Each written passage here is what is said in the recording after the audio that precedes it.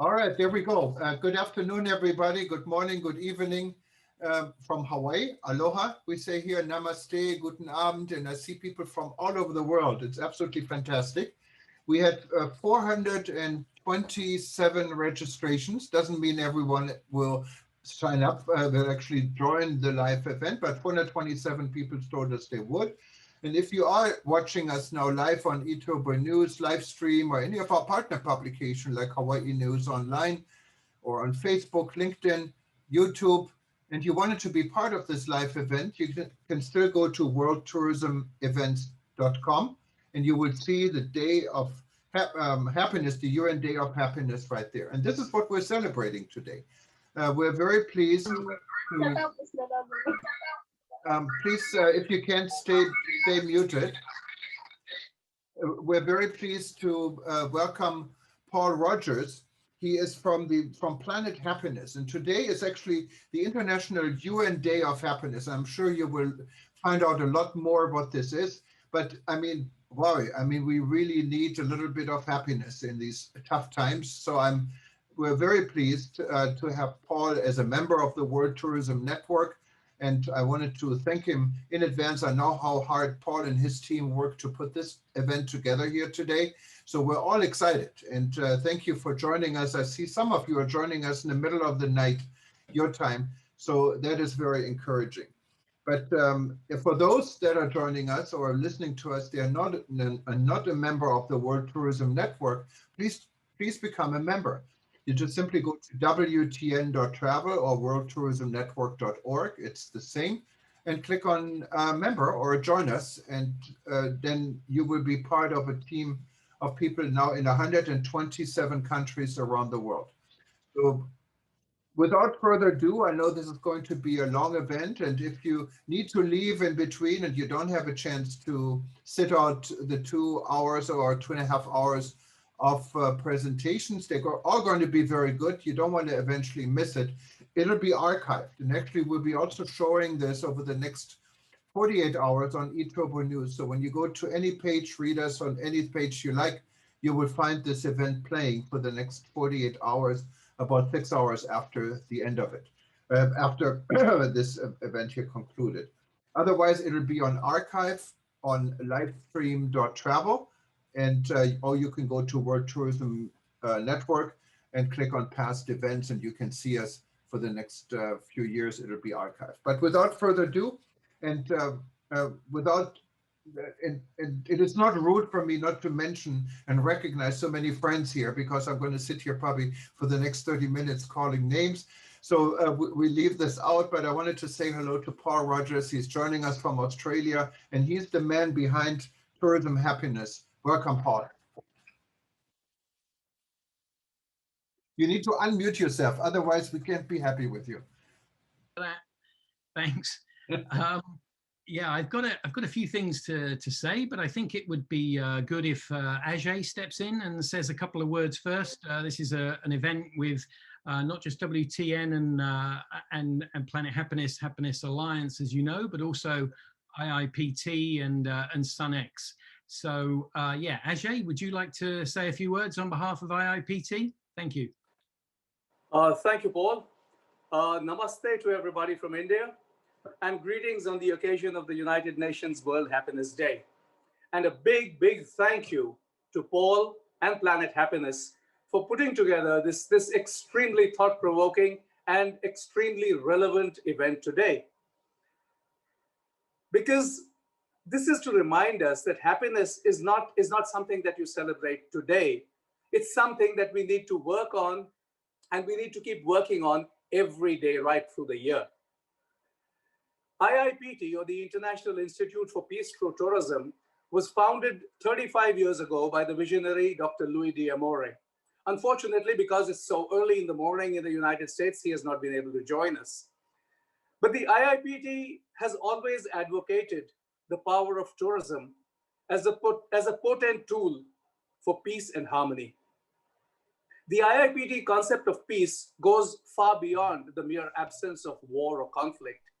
It embraces many other dimensions, which we will be exploring today, including peace with nature and our common home, planet Earth, as also peace with future generations.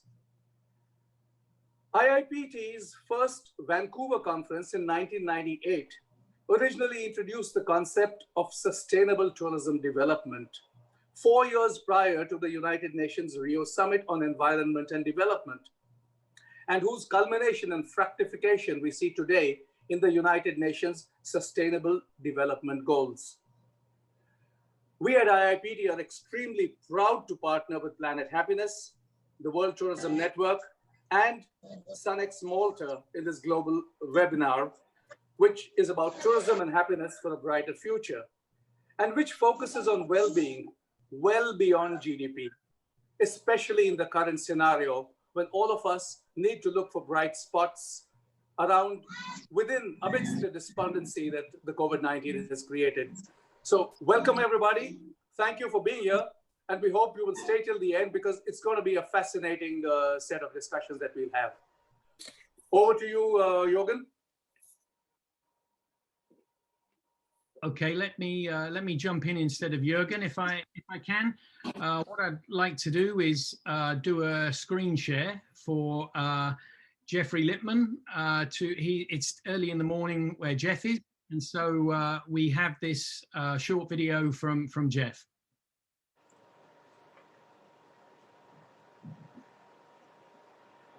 Good evening. I'm Jeff Lippman. I'm the president of SunX Malta, a legacy program for the late Maurice Strong, architect of the UN Sustainable Development Framework and climate activist half a century ago. We're very happy to be a supporting partner in this International Day of Happiness event. The post-COVID world will require new imaginative approaches if we're to deliver what UN Secretary General Antonio Guterres has called safe, equitable, and climate-friendly travel.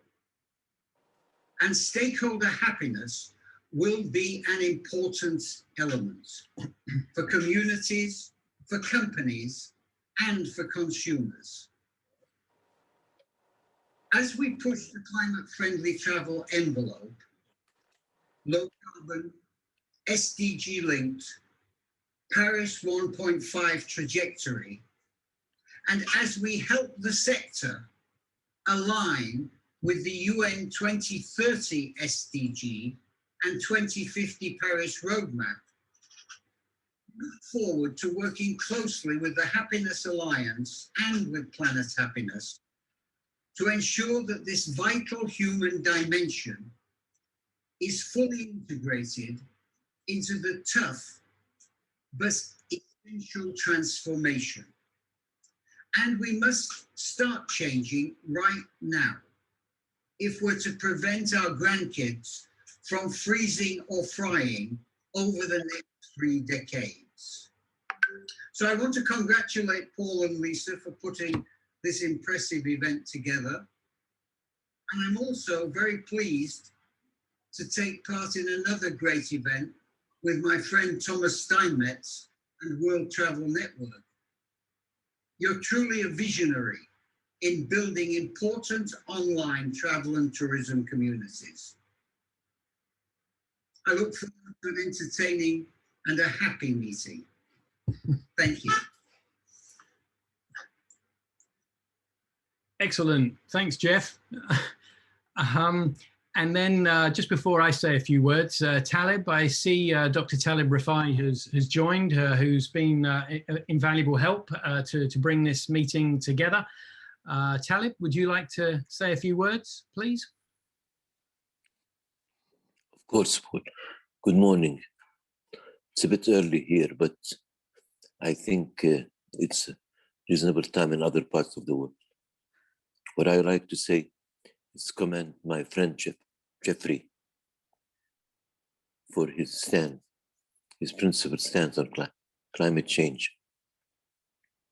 My only comment here is sustainability is more than just the climate. Sustainability means sustain life on Earth. That means everything has to do with life on Earth, has to be taken into account. Social, economic sustainability are just as important as environmental sustainability. With all due respect, Jeffrey, I know you agree with me, and I agree with you on the importance of the environment. But I think happiness has to do with people, with society.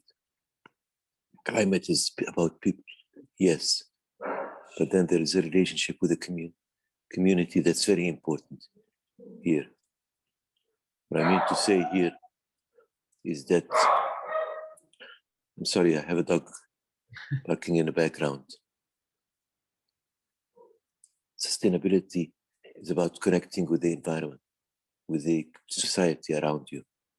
Sustainability is about respecting the people that are living on this planet.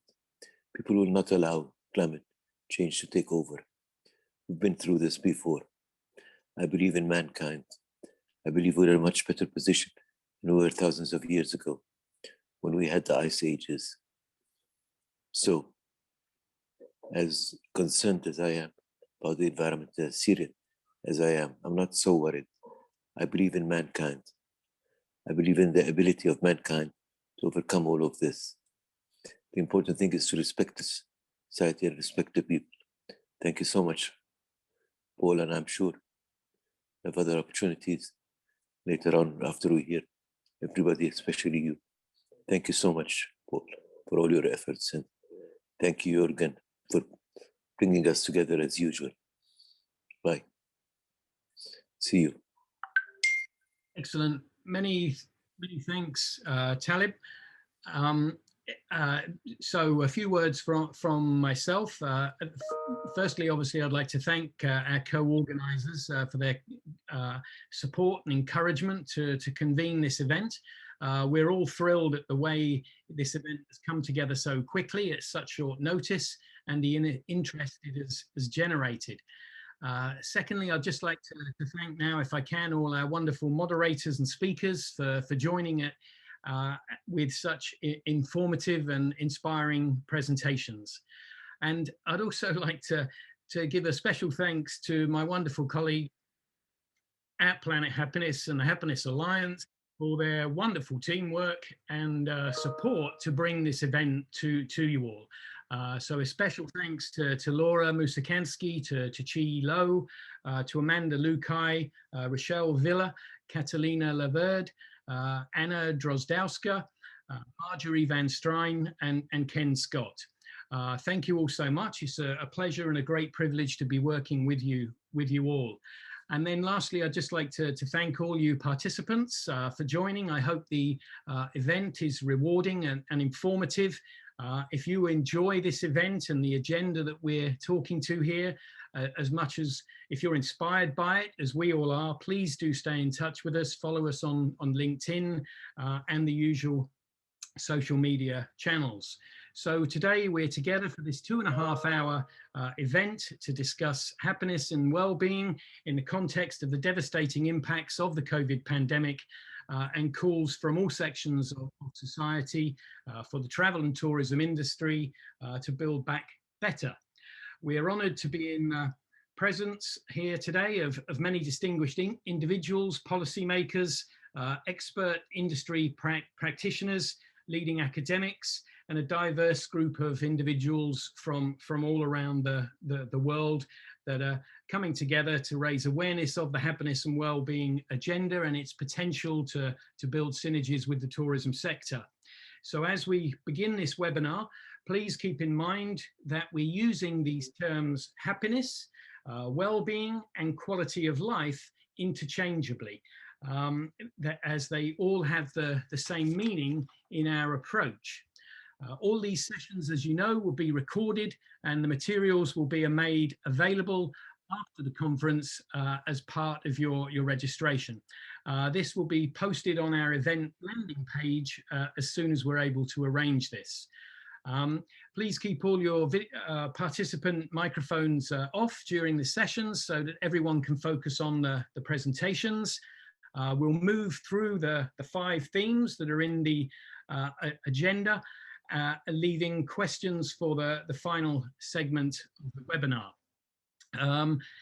Please feel free to use the chat function.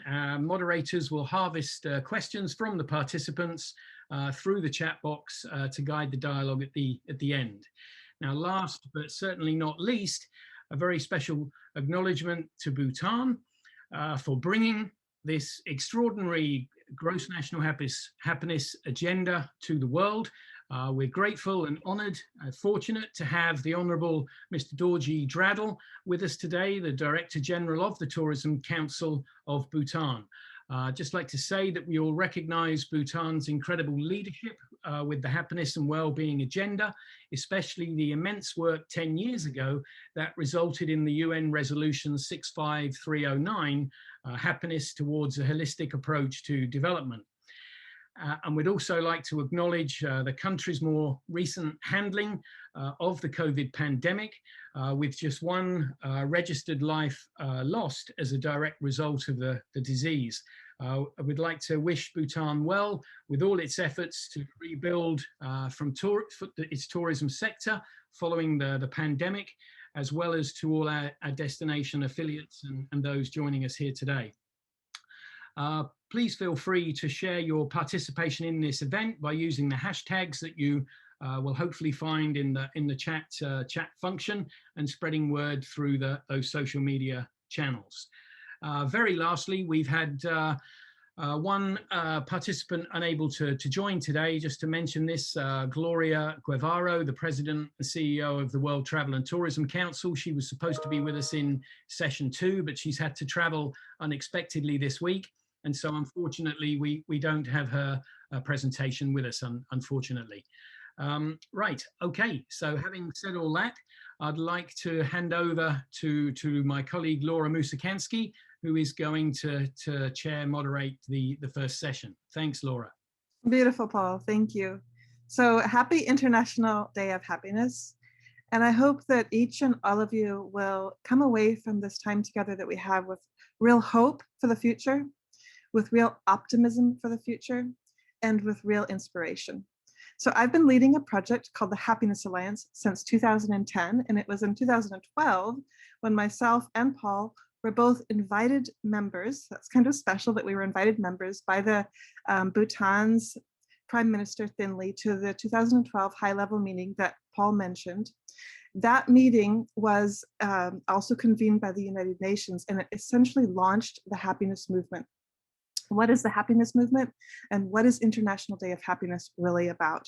If you read resolution 66/281, you will see that it's not about something silly about dancing. Of course, those are important, but what it's about, and I'm going to quote this: recognizing the need for a more inclusive, equitable, and balanced approach to economic growth that promotes sustainable development, poverty eradication, happiness, and the well-being of all peoples.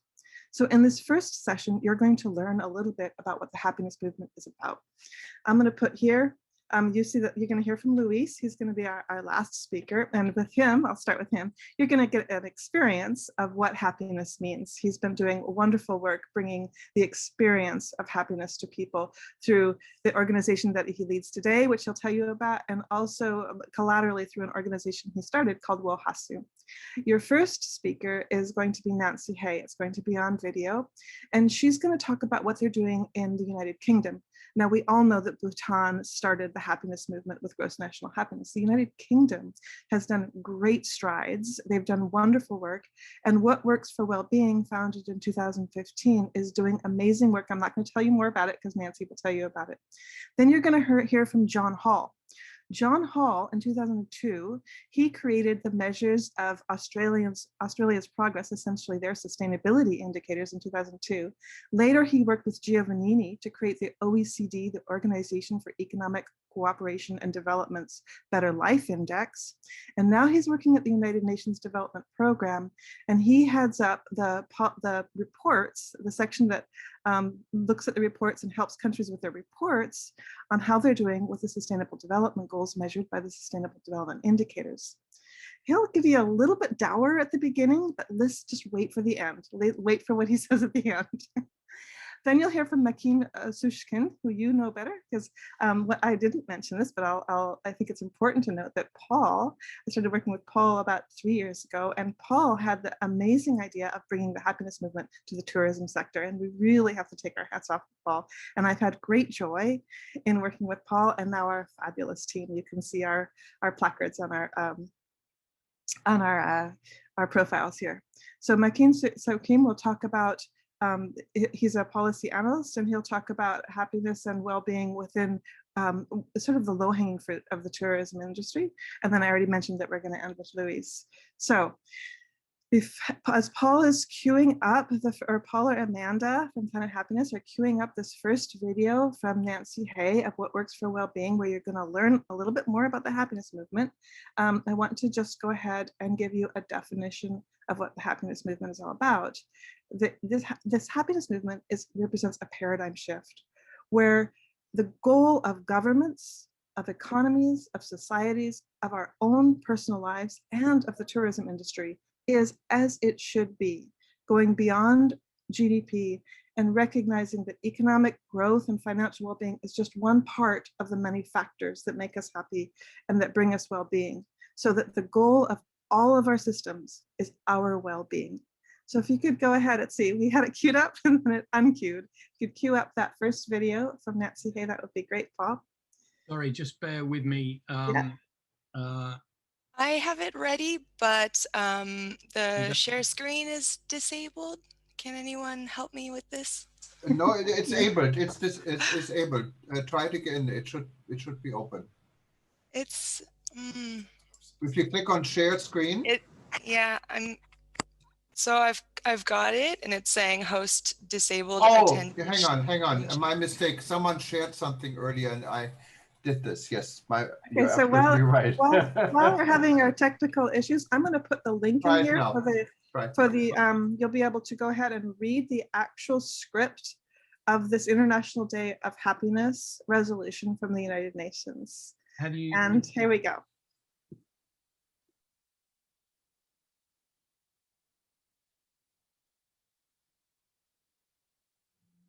Right, excellent.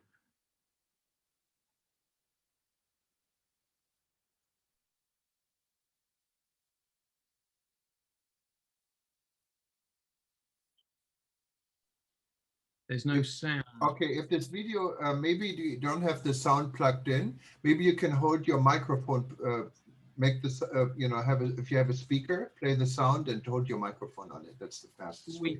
We could also try mine. I had it working with Jeff, so. Yeah, I'll have a look at this and see why the sound's not working, and maybe you play this one, Paul. Okay. Sorry. Okay, so unshare the screen. Okay. All right, so while they're working on things, I want to let you know about another event that'll be happening shortly, and that's the World Happiness Reports. The first World Happiness Report was launched at that high-level meeting, Happiness and Wellbeing, Defining a New Economic Paradigm. And if you go online, you'll see World Happiness Reports. Just key that in, and you'll be able to, if you want to stay up all night, just stay up a few more hours, you'll be able to see the launch of the World Happiness Reports and find out which country is the happiest, which you probably already know is going to be Finland again. So go ahead. Can we get this one going? How's that? We on? See if you can hear the video. I run a collaborating centre working out what communities success do to improve well-being with leading academics and practitioners around the world. And what are we thinking about when we're thinking about well-being? For me, it's about thinking about what is success. And today we're using the words well-being, happiness, quality of life interchangeably to work out what it is it means, or the idea of societal progress and of creating conditions for people to live better lives, to live a good life, to live a brighter future. Well-being is understanding, really simply, is understanding how we're doing as individuals, communities, how sustainable that is for the future. And how do we know when we're improving lives? Well, we ask, and we ask, how are you doing? And because you can't always tell from the outside what's going on, you can see that when we speak to people about what matters to them in life, they tell us that what helps them thrive is when they're feeling safe, feeling loved and fulfilled, feeling comfortable, have good enough jobs and money, access to a good quality food, and then they're feeling loved and respected and appreciated and fulfilled, able to make a difference in this world. You can see that we're measuring well-being globally, and well-being, it's going beyond this idea of just removing the illness in our life, the absence of illness, but actually actively creating social well-being. And we can see that that means focusing on a broader range of outcomes than you might. Yes, GDP, yes, life expectancy, but also how those and other make a contribution to us living a good life, a better life. It's focusing on outcomes that matter to people. What difference did it make? How do they feel about it? And those outcomes are often aspirational. So as goals in the Sustainable Development Goals, and here in the Wellbeing of Future Generations Act in Wales, which includes the new one of sort of vibrant culture and thriving Welsh language. This idea of having shared goals as a community or an organisation or a society helps us focus shared activity and this idea towards a positive version of progress. And these broader measures means introducing frameworks or dashboards that bring things all together. So economic, social and environmental all together. It's nationally as a full version of our national accounts. It means using objective and subjective measures together. So crime rates and income, as well as do I feel safe alone at night? Do I feel better off? And this mix leads us to much more sustainable problem solving for things that make a difference in our lives. And it also means valuing and building this thing called capitals, investing in things for the future. So natural, economic, human and social capital to create intergenerational well-being in a sustainable way. And what does that mean? I run the What Works Centre for Wellbeing. It's UK's national body for wellbeing evidence, policy and practice. We're an independent collaboration and we bring together the knowledge around the world for organisations to use to improve lives. So when we heard people talking about well-being in their communities and in their culture, that travel and new experiences came up consistently as really strong and joyous part of our conversation, learning about others, of building empathy and connection. And we know that tourism can improve well-being of tourists and of the local communities in both the short and long term, providing jobs and incomes and belonging and pride and supporting communities and protecting meaningful, intangible cultural assets. We know that how we spend our time matters for well-being, and experiences that improve our well-being include ones that are happy, meaningful, create shared interest, about learning and exploring and creating, about being active and getting into the natural environment for solitude, or with family and friends, making memories and building connections. And so we can see that many places now are having wellbeing frameworks, are having wellbeing frameworks, a wide set of measures telling us how we're doing. And these can be used to understand the full impacts that we're having so that we can do it better and more consistently, spot gaps where we're not doing as well as we'd like, or looking out for harms and making sure people are feeling safe across the system, both now and in the future. And it can help us understand what can help create resilience and support the intergenerational well-being of both individuals and communities. And this means understanding impacts on prosperity, of jobs, of livelihoods, on the places that we live in and our communities around them, so our social impacts and our environmental impacts together, and as well as the difference you make for the lives of your visitors. How do you know the difference you're making in people's lives? Well, you ask. And here at the What Works Centre for Wellbeing, we listen. We want to understand your learning. We want to see your evaluations, your data analysis, so we can make a proper learning system of global knowledge towards social progress. It's been brilliant to be with you today. I'm Nancy Hay at the What Works Centre for Wellbeing. Enjoy the rest of the session. Okay, so now we're going to queue up our next video, which is by John Hall. But hopefully with that one, you got a kind of an idea of what we mean by well-being, that it really is holistic and that we're looking at many facts as Bhutan does with their gross national happiness index. Here comes John Hall. It's going to be a little dour at the beginning. He's a statistician, but it's going to get good at the end. I'm John Hall. I'm from the United Nations Development Programme, and I'll just speak briefly about some of the ways I see happiness is important to development work more generally. Last year was a dire year for the planet. I think it's all too obvious that the Earth's warning signals are flashing red. Wildfires in Australia, of course, in California, in the Pantanal in Brazil, even in Siberia, record-breaking hurricanes in the Atlantic, and of course the continuing collapse of the world's biodiversity. Some 70% of wildlife lost in the last 50 years. Humanity is at war with nature, and this is a war we can never win. Of course, COVID-19 has been a very clear warning of what has come, what will continue to come, from an ever-tightening grip on nature. COVID-19 has been a development crisis, unprecedented. And of course, there have been terrible health impacts around the world, but also impacts on so much more things that matter about development. Inequality, in particular, in many forms. Many of those already worse off in the world have been hit hardest by COVID. They've lost their chance to go to school, to work, to earn income, and so much more. So the crisis has driven a wedge into existing inequalities and pushed them apart. And yet, despite a year of turmoil we've had from this pandemic, the data shows that happiness has been extraordinarily resilient over the past year. Even though many of the things that our happiness depends on, the pillars that have been hit so hard, the data also suggests that some of the aspects of life which we know are very important to happiness, things like whether we trust our government and institutions and whether we trust each other, these have also been critical in how countries have been able to respond to COVID-19. Because if you're in a society where you don't trust your government to do the right thing, people are much less likely to follow policies on things like social distancing or lockdowns or mask wearing. And of course, we've seen that right around the world and how countries have dealt or not dealt with the pandemic. And this shows, I think, once again, that while pursuing happiness for any society is important in its own right, pursuing happiness is also important for a great many other reasons. Here at UNDP, when we talk about well-being, our focus is really on human development, which is essentially empowering people everywhere with the freedom and the opportunity to live the best lives they can. And the data shows reassuringly that human development is very strongly correlated with happiness at the national level.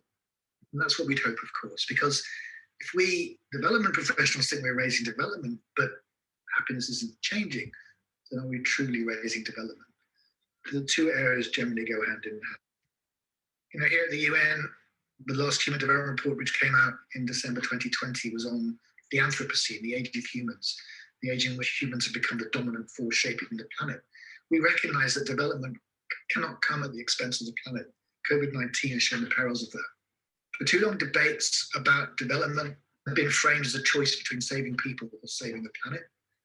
But we can't do one without the other, because planetary and social imbalances interact. Equality in a society can lead to environmental degradation, and environmental degradation can lead to more inequality. And these social imbalances can also make it much harder to find the solutions we need if we're to tackle environmental problems. And just ask any government that has looked at introducing a carbon tax about those issues.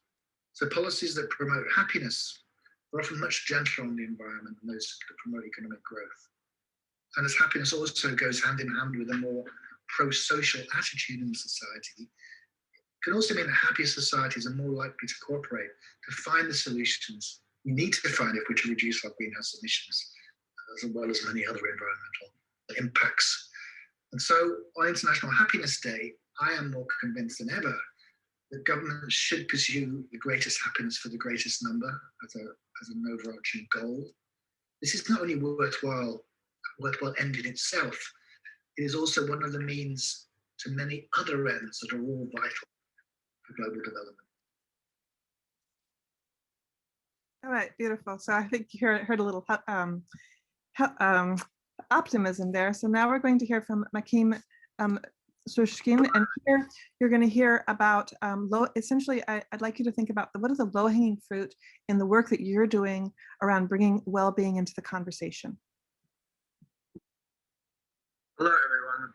I would like to first thank Planet Happiness, the World Tourism Network, and the International Institute for Peace through Tourism for putting together a webinar on such an important topic as happiness and well-being in tourism, and inviting myself and the forum to participate. My name is Maxim Soshkin, and I am the lead on the forum's Travel and Tourism Competitiveness report. To give you a little background on the World Economic Forum, it is the international organization for public-private cooperation with the stated goal of improving the state of the world. We bring leaders from business, government, civil society, and academia to advance positive change in areas ranging from climate change to global trade. Our aviation, travel, and tourism work revolves around bringing together sector stakeholders to make travel and tourism safe, clean, and inclusive. And well-being and quality of life are inherently part of the forums and the travel and tourism team's mission. If properly managed, travel and tourism is a driver of economic and social development. It connects communities and cultures all around the world. And people are happier when they're economically secure and are able to travel and experience new things. The devastation the COVID pandemic has caused to travel and tourism reinforces this idea. Well over 100 million travel and tourism-related jobs lost, and entire countries under lockdown, there's a real crisis in well-being. How does all of this tie into our work?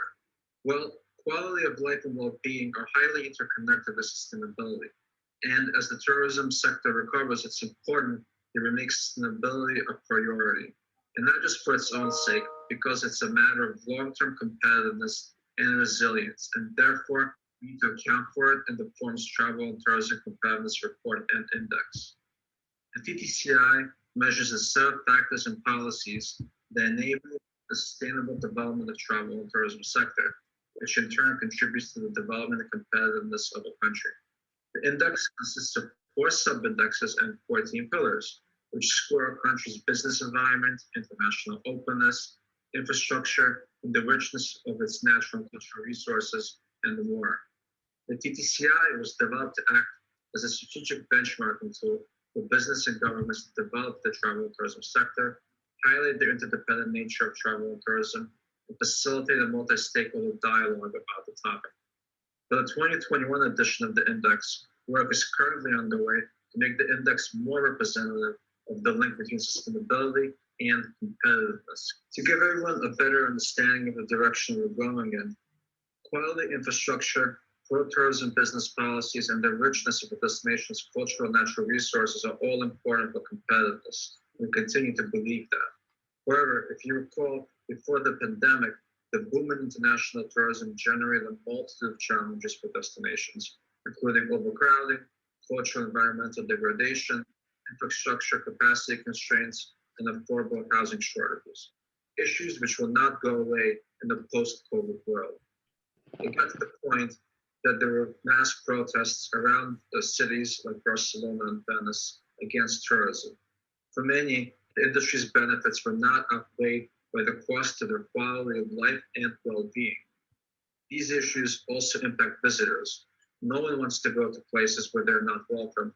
And as someone who likes to travel, I can attest there's nothing about visiting overcrowded sites. However, if factors like environmental sustainability, inclusivity, destination capacity to absorb tourism are taken into account, you can have continued long-term growth in tourism while minimizing risks and preserving assets, and not just natural and cultural resources, but the local community, whose well-being is fundamental for successful destinations. And with this, the sector can continue being the important tool for development and connectivity that it currently is. Okay, that ends our recorded presentations for this section, and it begins with our first live presentation, which is Luis Guiardo, as he's being queued up to talk to you about how he's bringing the experience of happiness to people. and bringing modules for bringing happiness into organizations. I'm really excited for you to hear about this. I want to give another plug to Planet Happiness, and that this is an organization, the first organization that's bringing the happiness movement into tourism, this tourism sector. In the upcoming sessions, you're going to hear from wonderful people, including people who are deeply engaged with Planet Happiness, Jerry Spooner from Vanuatu, and Susan Farhead from the Goldfields. It's going to be, it's absolutely fantastic. I've been working in this field for over 10 years, well, longer than I want to say. And it's absolutely fantastic what Planet Happiness is doing. So let's go ahead and Luis. Yes, beautiful. Thank you, Laura, and thank you, Paul, and thank you to the World Trade Organization and everybody organizing this meeting. This is fantastic being here. I'm Luis Gallardo. I'm the founder of the World Happiness Foundation, and the World Happiness Fest actually happening right now for the whole week. So you are more than invited to join us today. We have the whole day activities, and we are going to celebrate International Day of Happiness, looking at suffering from multiple angles. And actually this is the suffering of the planet is definitely one of the topics that we are going to be exploring in this case tomorrow. But in this case, I want to focus my short talk on something that is very important as we keep focusing on processes, as we keep focusing on elements, on nations.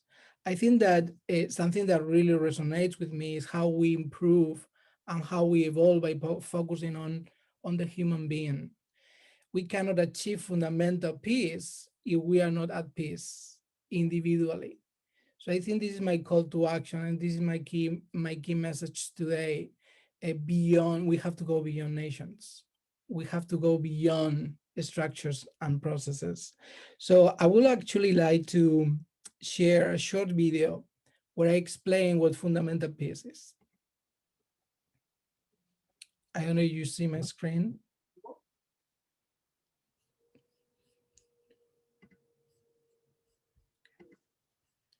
Yeah, I was trying to, give me 1 second. Okay.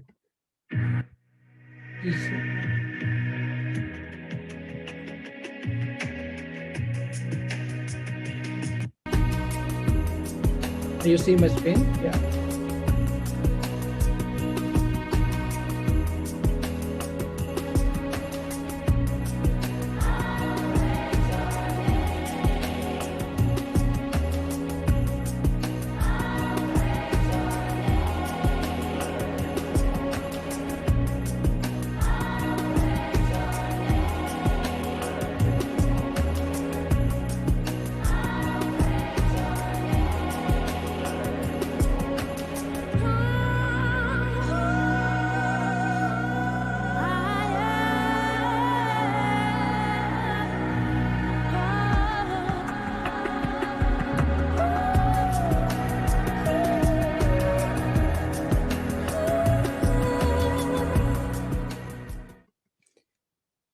With this, I think this is very important that we as individuals and humans of this planet, we understand that we are always trying to achieve freedom. But freedom is really freedom to be who we are, to unleash our whole potential. And this is what I feel tourism really helps, and traveling, because when we go beyond our countries, when we go beyond our cities, we completely change perspective. So tourism really helps to achieve a lot of our freedom to be, especially when we have time to go inside. The second big element is consciousness. And this is the big part missing today in the world, consciousness to expand and evolve. And we are missing consciousness because it's very difficult, because most of it is below the degree of consciousness. We are mostly subconscious. We don't really know what's going on. And that's why traveling and tourism helps so much, because we have to go into ourselves in this case. So I think that freedom is achieved by by being, and we have to travel outside. Consciousness is achieved by going inside, and the combination is beautiful because we can have a journey into ourselves, we can have a journey to the world. And then the third big element, that is when you combine freedom with consciousness and you include happiness, you fundamentally change our human evolution, because happiness is not just important for us, it's important to share. Something that we've learned from all the research is that meaningful relationships are key to happiness, but happiness really, really means that we can expand, that we can evolve, that we can get connected to ourselves and we can connect to others, because we're emanating. Our radiance is going to change when we use happiness in order to expand and in order to evolve. So basically today, International Day of Happiness, I just want to celebrate with you. And I want to make this call to action that don't expect many things to change in the world if you don't change yourself. And I feel that we have to go beyond nations. I think nations is great for traveling. It's like, well, I'm going places. I was really looking forward to if we don't use the right way, that structure is gonna help. It's gonna become just a layer for our own beings, and then we have to go deeper. So I invite you to travel to yourself and to combine freedom with consciousness and happiness. I'm sure that we all together we're gonna achieve a lot. Beautiful. Thank you so much, Laura, Paul, and I get it back to you. Thank you, beautiful, Luis. So there's some resources there for how to get engaged with the work that Luis is doing, and I can tell you that people coming away from that work, they are often transformed, as we are transformed through travel, and as we hope that the rest of this meeting will transform you. So then we go on, Paul, I hand it back to you. Thank you so much to everybody. Wonderful, thanks, Laura and everybody. Ajay, as the moderator chair of the second session, let's hand over to you. Thank you. Thank you, Paul. Thank you, Laura. That was a very interesting session, and you know, the technical glitches notwithstanding, I think the message has come across loud and clear. So we move into the second session, which is really checking on the linkages between the well-being measurements, sustainability in destination planning, and the United Nations Sustainable Development Goals. I think there is no confusion in anybody's mind on the value that tourism brings to the planet. Because as we all know, and as our Prime Minister keeps saying often, terrorism divides, tourism unites. And that's the main purpose of tourism, to bring people together. Because very often, conflict is generated by the fear of the other. And if you travel with an open mind and a gentle heart, you all discover that the things that unite us, the things that are common between us, far, far outweigh the things that divide us. So when it's done right, tourism can create local jobs, thereby alleviating poverty. It can protect sensitive ecosystems, rejuvenate cultural traditions, and enhance host satisfaction while providing a wholesome visitor experience. Sustainable tourism, therefore, can be defined as tourism that satisfies present needs while protecting and enhancing opportunities for the future, balancing the needs of tourists with those of the destination. There's an old Indian saying which says that we do not inherit the earth from our ancestors, we hold it in trust for our children. That's what sustainability is all about. Sustainable human happiness and well-being is dependent on the sustainability of nature. As Dr. Talib Rifai said in his opening remarks, sustainability is about sustainability of the human race on planet Earth. It's not about increasing the GDP. It's about increasing well-being. As Mahatma Gandhi said a long, long time ago, the earth has enough for everyone's needs, but not enough for their greed. That's the critical issue that we all need to understand and address. So well-being and happiness and quality of life, we said we were going to use these terms interchangeably, can really be simply summarized as well-being within ourselves, well-being in the global family, and well-being within our common home, planet Earth. The Sustainable Development Goals and the indicators to quantify and measure the achievement of these goals or the progress made leave out certain critical subjective indicators pertaining primarily to satisfaction, to happiness, or a sense of well-being, coupled with a sense of responsibility for the future. We have an excellent panel today. The only person who could not join us is Gloria Guevara of the WTTC. As Paul explained to you, she had to travel at short notice. But we have a wonderful panel. We have Mr. Dorji Dharadul, who's the Director General, Tourism Council of Bhutan. Bhutan, as we all know, was the pioneer, was the originator of the concept of global national happiness, which is a much more fundamental, a much more valid way of measuring the progress of countries.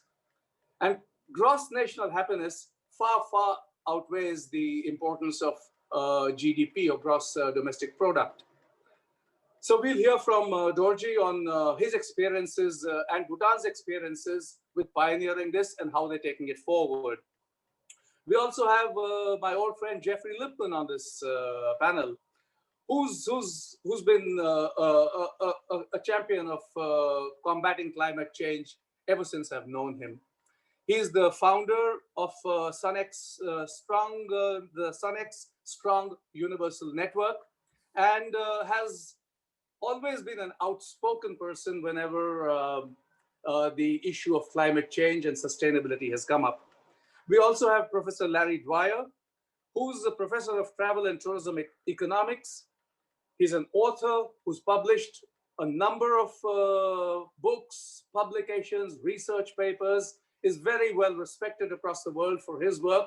And he is going to tell us on how we can use these measurements to define what is real happiness and well-being. So without further ado, may I invite Mr. Dorji Dharadul, Director General of the Tourism Council of Bhutan, to address all of us, make his presentation, and tell us Bhutan's experience from the beginning until now carrying forward. Please come in, Dorji. Thank you very much, Mr. Ajay. Thank you so much. And I also like to thank Planet Happiness, Dr. Paul Rogers, the Happiness Alliance, and the World Tourism Network, bringing us all together on this very International Day of Happiness from across the globe. So thank you so much. And in my presentation, basically, I will try to say that our tourism, in Bhutan's tourism, is very much grounded on the on a unique development philosophy of personal happiness, which has been already touched by some of the early speakers. So it will be very brief.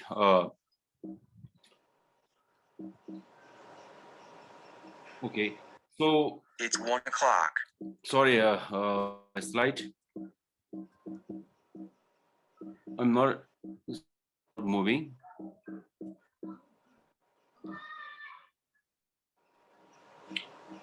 Hello. I'm sorry for this. Hello. You all can hear me? Yes, we can hear you. Yeah, we can hear you fine. I'm sorry, but the slide is not moving, so I don't know if the organizer can help me. Anyway, you can click the right click or up and down arrow or right and left arrow on your computer. Yeah, I'm doing this, but if you would like to share, Dorji, I can put it up for you. Pardon? If you would like to stop sharing your screen, I can bring up. Yeah. Okay, I did that. So anyway, let me start in the interest of time. So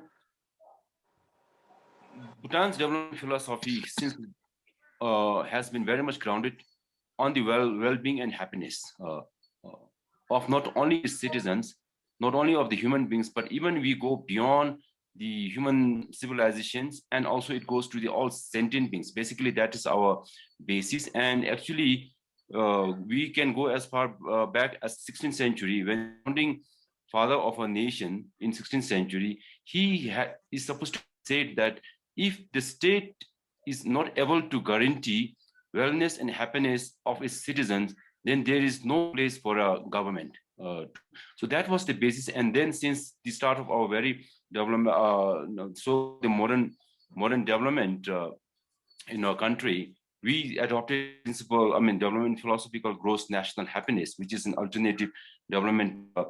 Thank you very much for the alternate development against, for the gross product. So now just a small, this slide basically says, of course, you all are all expert here. Basically, here we are talking about advanced development philosophy. What we are pursuing is, we are not really pursuing only the economic aspect, but more importantly, we are to develop, so basically for us, it's not only the important, it's not only the goal, but basically it covers all tangible and intangible aspects of the human needs. So ultimate objective is for any human enterprise or activity, is the happiness and the well-being of a human being or of the world itself. Of course, the details, there are so many details. It is in itself, it become a big science now. The measuring of the happiness, measuring of our development basis on the gross national happiness is become a big science and art. Like for instance, we have the 4 pillars, we have 9 domains, we have 33 indicators, we have 123 variables. So basically, the happiness can be measured. Happiness in the development can be measured. So can I move slide? So basically now, I think I'll go. I think we have already lost some time, so I'll go straight into tourism now. Now, tourism from the very beginning. In fact, the tagline of a Bhutan tourism is happiness is a place, as you can see here. Of course, we have this flower, which is a blue poppy, which is our national flower. The tagline is happiness is for Bhutan tourism. Next, please. Next slide. Yes, so maybe a step further, back, please. One slide back. I'm sorry for this. I'm not able to control. Okay, actually, I wanted to, previous one. Yeah, yes. So when our tourism actually started in early 70s, along with the, at the same time when our country started to open. From the day one, when we started tourism, it was our 4th king, His Majesty, the 4th king was at the helm, and he actually decided that our tourism policy should be so-called the high value, low volume. Now, basically what this high value, low volume means, it basically ensures the sustainability. It is very much grounded on this principle, and basically it also tries to avoid the so-called the mass tourism, the over tourism, which as of today are now the whole world is actually concerned with this new the tourism practices that we have been following. So next please. Sorry, next please. Now this is just a small simple illustration of how our tourism policy of high value, low volume is grounded here.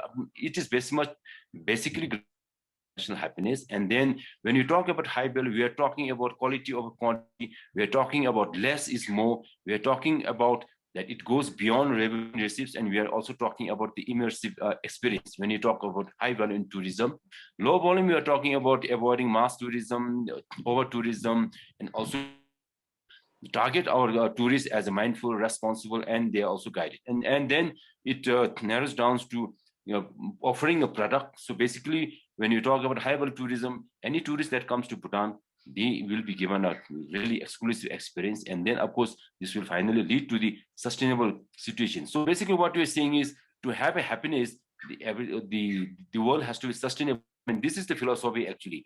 So therefore, our tourism tagline is happiness is the place. So finally, it goes down to whatever we do, we try to guarantee or ensure happiness to our visitors.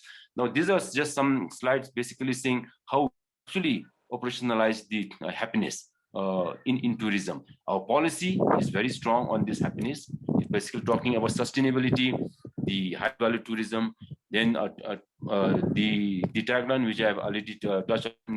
Next, please. Then a slide. Sorry. No. I mean, yes. Thank you. So here, happiness is very much grounded on the sustainability. So to ensure sustainable tourism, we have these two unique practices that is being practiced since the start of our tourism in early 70s. We have so-called sustainable development fee. Every tourist that comes to Bhutan have to pay the so-called sustainable development fee. As of today, the rate is around USD $65 per person per day, and fees directly goes to the upkeep of our sustainability. I mean, this is one aspect. The second aspect of our sustainable tourism in practice is any tourist that comes to Bhutan, I mean, the tour has to be pre-arranged, and also they have to be pay the minimum daily package rate. Certain fixed amount has to be paid in advance before they get visa. So therefore, we actually monitor and we also target, I mean, which tourists are coming here. So basically, to say that we are very much mindful of this sustainable tourism. So therefore, everything is kind of regulated and monitored, basically to pursue our objective of sustainable tourism. And of course, at the end of the day, it is the happiness and the well-being of the whole population and also the world. Please, next. Next, please. Sorry. Yeah, I mean, then, okay, let me just talk about a little bit going forward. Now, when we, of the COVID now, going forward, especially to pursue this happiness agenda in the tourism, what we are saying is some few points here. Now, even in terms of the product, we are trying to, it is a global trend that wellness, well-being is going to come into the limelight. Similarly, Bhutan also, we pursue this. And similarly, this tourism in spiritualism, the agro-tourism, ecotourism, community tourism, agro-tourism. These are all some of the new products that is going to sync with the post-COVID situation. And basically, this is also going to gear towards the happiness. Next, please. Okay. This just, I think, as earlier speakers have also, especially has touched upon this. Now, COVID situation, what has happened is, as of today, we have only one active case. Of course, the total figures are there in this slide, and death only one. So basically, what has happened is we have actually, under the visionary leadership, our kings and all, we have been able to control and manage the COVID-19 pandemic so far. I mean, touch wood, I mean, so far we have been so successful. Everything is under control, and this has been highly appreciated by the global media. For instance, even the Farid Zakira has covered this very elaborately in his new GPS, and of course, very recently we had this visit of Assistant Secretary General of UN to a country, and even the last says, I mean, this is what she has said: if only there are 193 avatars of His Majesty the King of Bhutan, world would be a much better place. Basically, she was trying to highlight how Bhutan, grounded on this gross national happiness development philosophy, everything seems to be so far working in the right direction. Maybe I think I'll stop here. I think I'm going too long. I'm sorry for this. No, thank you, Dorji.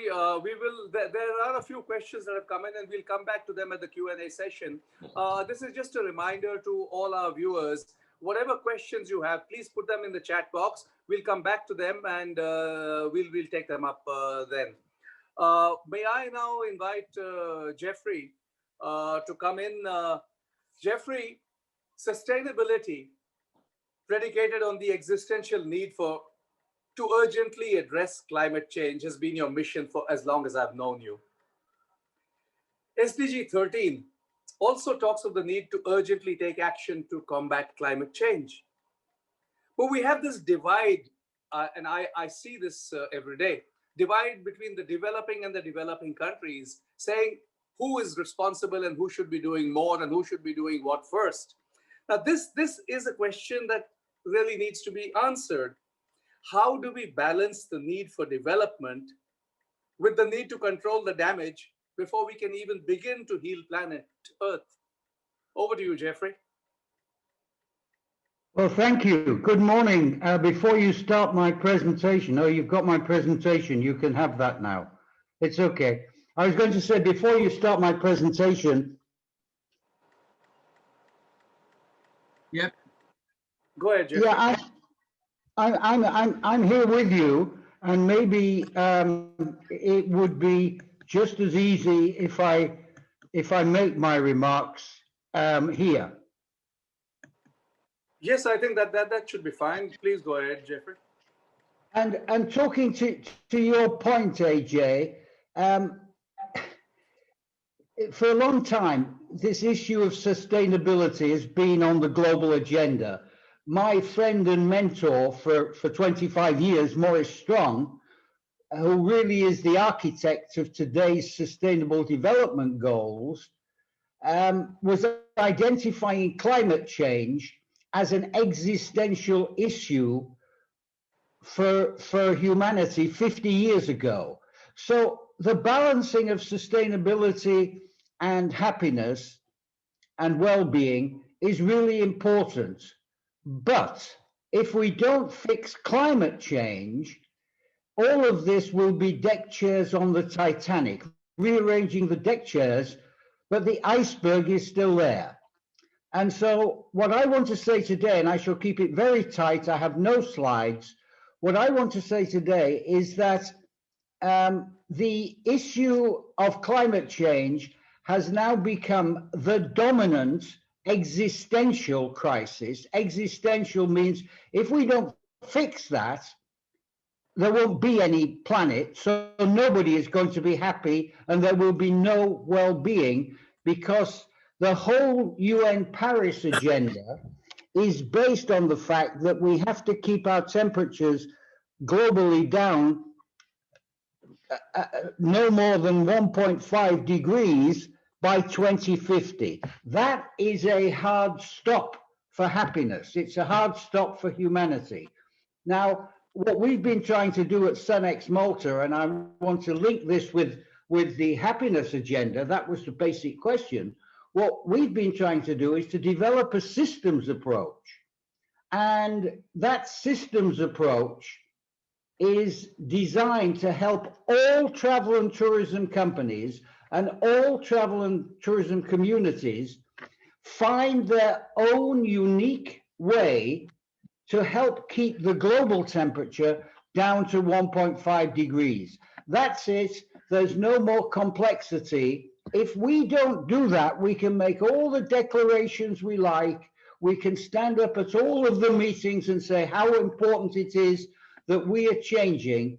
If we don't change operationally, we will not be making our contribution to a common global cause. And we've developed a systems approach to this. It has 3 pillars. The first one is we have built, working with the WTTC over the course of last year and working closely with specialists in the United Nations Framework Convention on Climate Change, we have built a registry. And the registry is linked into the global registry that UNFCCC has put in place. And this was quite a job. We had to develop a platform. We had to create the technology alignment with the UNFCCC. We had to spend a lot of money, and we've had to hire some people to run this registry.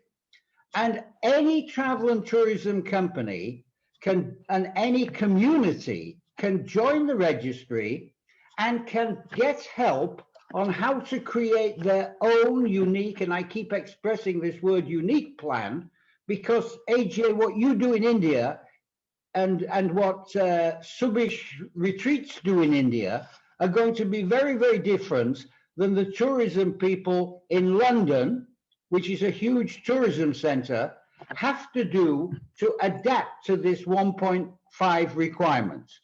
So we've built this registry, it's in place, and last week, the UN climate chief, Patricia Espinosa, actually formally wrote to Gloria Guevara, who we're working closely with on this, with WTTC, and said, this registry is an ideal sectoral connecting point to the global registry, the UN climate portal that UNFCCC is running. I want to repeat that.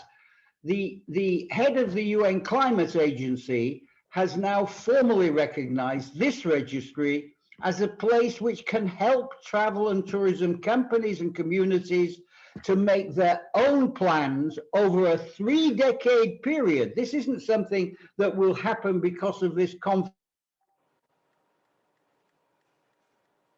or any other conference.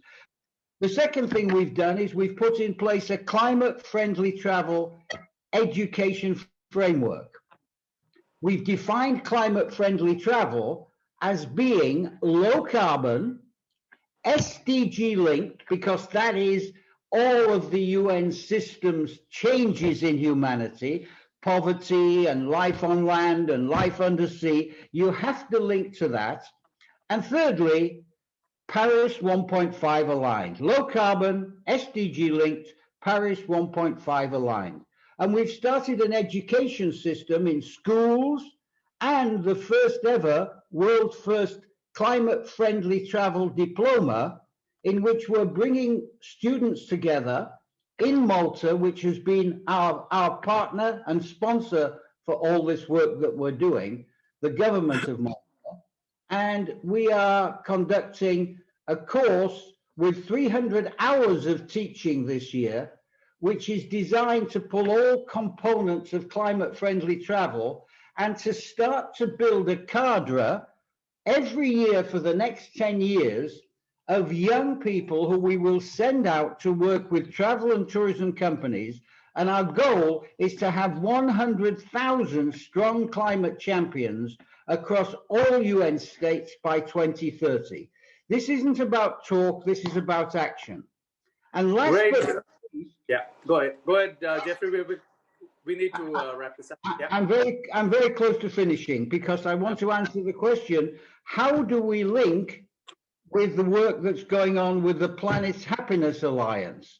And we've created a network of SDG 17 agreements, which is the UN system for agreements, with like-minded organizations, and I'm choosing my words here, not to join each other's organizations, but to co-promote a compatible transformation agenda. And we see this as a way to create a win-win alliance that will incorporate the community-focused happiness vision and metrics into our climate-friendly travel system. And that will strengthen the plan, development and registration of companies and communities. That's the whole issue. And the core ethos that goes into the 2030 and the 2050 community and company ambitions. That's the end. I want to make just those 3 points. Thank you, Jeffrey. And I think what you've said is very, very relevant because to me, the most important SDG is SDG 17, which is to form partnerships to achieve these goals. None of us is going to be able to do it alone. And that's something that we all need to concentrate on. Let's move on to, thanks, Jeffrey. We'll come back. There will be some questions that you'll need to answer in the Q&A. But let's move on to Professor Larry Dwyer. Larry's held professorships at several universities in Australia and Europe. He's a very well-respected scholar. He's done a lot of research on tourism economics, and he has a very interesting talk, which again focuses on the need to go beyond what is evident, and how do we build sustainability into the tourism ethos. Over to you, Professor Larry Dwyer. Thank you very much, Ajay, and thank you for the organisers and the invitation to talk to you today. My presentation will be somewhat different because I'm not an industry practitioner. I'm a university researcher, and I work on those areas that really interest me. And in recent years, I've become quite interested in the aims and objectives of the wider happiness well-being literature.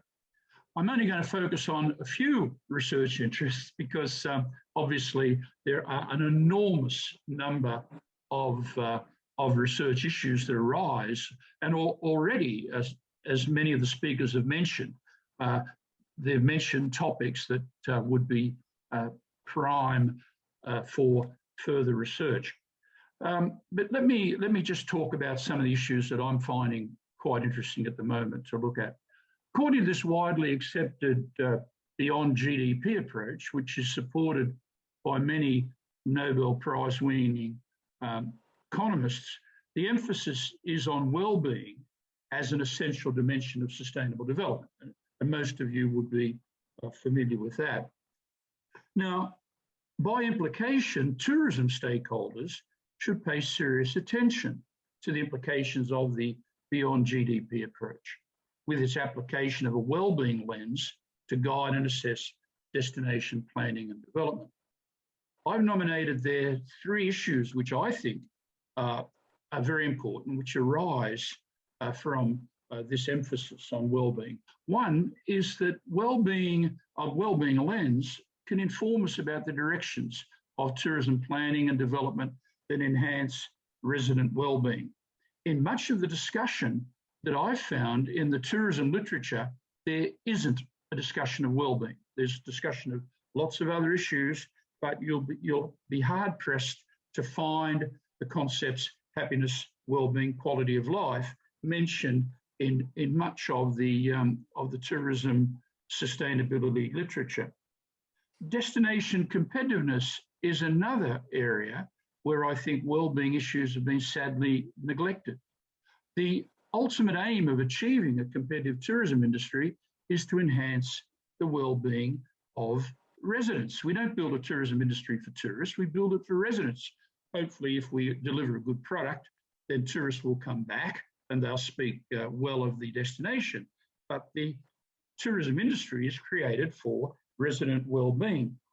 And there seems to be an assumption, though, that if we're competitive in lots of other ways, that will enhance well-being. And I think that assumption is questionable. And I think there's a fine set of research issues that can involve the role that well-being can play in the destination competitiveness literature. Tourism participation and the third issue is the global tourism industry and its role in achieving and maintaining well-being associated with the 2030 SDG agenda. There seems to be an assumption also in the literature that if we can achieve various sustainable development goals, then by implication, well-being and happiness will follow. Well, I question that assumption. At least it needs analysis. And tourism participation in the agenda must go beyond impact assessment to include a concern for well-being. And I think that that is also a sadly neglected area. I'm now going to mention some challenges which I believe emerge from the beyond GDP approach, and I've mentioned them as issues which which require the researcher to go beyond research business as usual. The first one is beyond perceptions.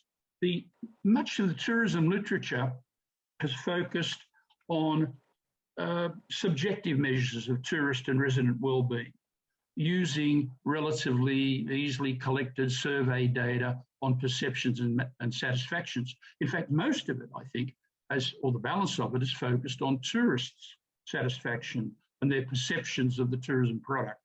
But I believe that more robust measures of current and future well-being beyond resident perceptions are necessary if resident values are to link with the different drivers of well-being. Another issue is competitiveness. As I mentioned before, I think that well-being issues have been badly neglected. There's an enormous literature on competitiveness, and I believe that we need much more focus on incorporating changes in well-being as indicative, or enhancing well-being is indicative of a truly competitive destination. Then there's beyond the here and now. To properly assess tourism's role in sustainable development, researchers must focus on the links to well-being of changes in the quantity and quality of capital stocks over time. And this is another area that I believe has been badly neglected by tourism researchers. They have the 3 links, the Boolean diagram with the economic, the social, and the environmental. And yet that's a static conception. What we need is a dynamic conception that tells us how well-being can be transmitted from the present to the future. And that requires an analysis of the changes in capital stocks, the economic, the environmental, the social, and the human. I haven't got time to go into those now, but I believe that that is also a badly neglected area. Then there's beyond the market. Well, we know, yes, beyond the market prices of human capital, social capital, natural capital are often unavailable. And even if they are, they're often inappropriate because prices don't reflect true value. So I believe that there's an enormous amount of work that can be done in the whole measurement area, and that these measures must be developed, which include all the costs and benefits of development. And that involves what economists call shadow pricing, where there's a serious effort made to develop the true costs of development. And I think that is an issue that really needs a lot more work by in the tourism area. Then there's beyond weak sustainability. Have I got? Larry, we need to speed it up just a little. Oh, okay. Sorry. Well, look, all of those issues there are issues that I believe the researchers, tourism researchers, have something to say. And if tourism researchers can start to address these types of issues, I believe that they can make a genuine contribution and a much bigger contribution to the Sustainable Development Goals agenda than they are in fact making. It'll be a win-win, a win for tourism and a win for broader addressing of the Sustainable Development Goals. So thank you very much. Thank you, Larry. This is fascinating, and it's been a very interesting session. We've had 3 different points of view. The first is the gross national happiness concept pioneered by Bhutan. We have Jeffrey, who's a climate warrior. We have Larry, who's talking about the need to change our whole approach to tourism, and a very fundamental thing that he said, that tourism should be aimed at the well-being of the hosts. It's not about tourists, it's about hosts. So that's what sustainability is all about. Thank you all for your insights into this. And we will have questions and answers at the end. So without further ado, let me hand it back to the organizers, because the next session is kind of overdue. Thank you very much. We'll be back in the Q&A. Thank you. Great. Thanks, Ajay, and everybody. Jürgen, are you going to chair this this next session?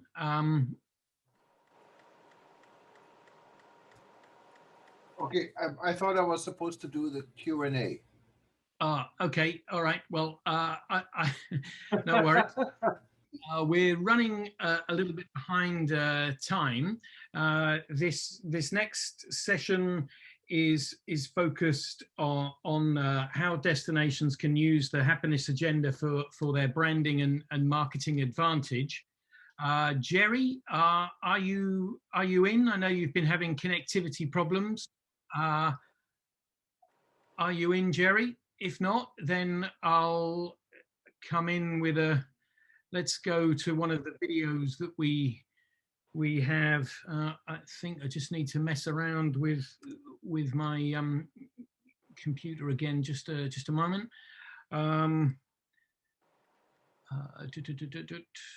Exit full screen.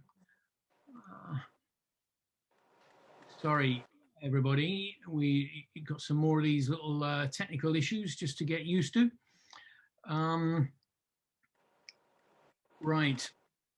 So we have a presentation now from Elke Dens, who works with Visit Hello. Flanders. I'm really happy in Belgium. to be here today. My name is Elke Dens, and I will be speaking on behalf of Visit Flanders. At Visit Flanders, we believe in the positive and transformative power of tourism. We believe tourism is not a goal on its own, but it's a mean that leads to a higher purpose, the quality of life. We believe that tourism can contribute to the quality of life by providing meaning. Meaning to the visitor, of course, but also to the place itself and people that live in a place. To the whole visitor economy, the tourism ecosystem, as we call it. We represent this ecosystem by a tree, a lime tree, like you will find many of them in Flanders. So it's real. And we believe the ecosystem of tourism is really a living system with a lot of interdependence. Our model is based on a regenerative approach in which tourism nurtures a place, if we do it well, of course. And if we do it well, we will see a whole destination flourishing. Thanks to our guide on this regenerative thinking, Anna Pollock, we use the term flourishing because we want our trees to flourish just like we want our destination to flourish, hence flourishing destinations. So we provide meaning, first of all, to the visitor. And by providing meaning to the visitor, we want to have a positive impact on her or his quality of life. And this does not necessarily mean that we want to make them happy in the strict sense of the word. For example, in this place, we call it Passchendaele, people get really silent. Sometimes they become much more grateful than ever before. And I have heard stories of people that couldn't talk about this trip even 2 years after the trip. Some people, they changed jobs. Some people reunited with friends and family.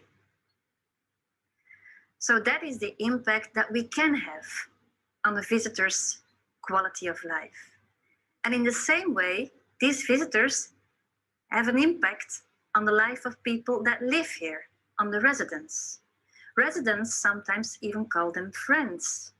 And now with COVID-19, we have seen this even more than ever before, how much they miss the meaning of connections. Flanders, on these battlegrounds of the First World War, here too, things are quite different nowadays. We lack the usual liveliness. We lack company. But most of all, we lack you, our visitors. Seriously, we miss you. Something I miss now is people from the whole world coming to find their special grave and to grieve. As you can see at the moment, there's only cows here around the cemetery, that's all.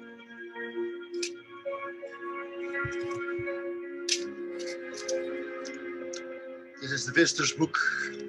See, most of these people are Canadians, pages after pages. And this is Corona. We're really looking forward for these people to come back and just to be friends again.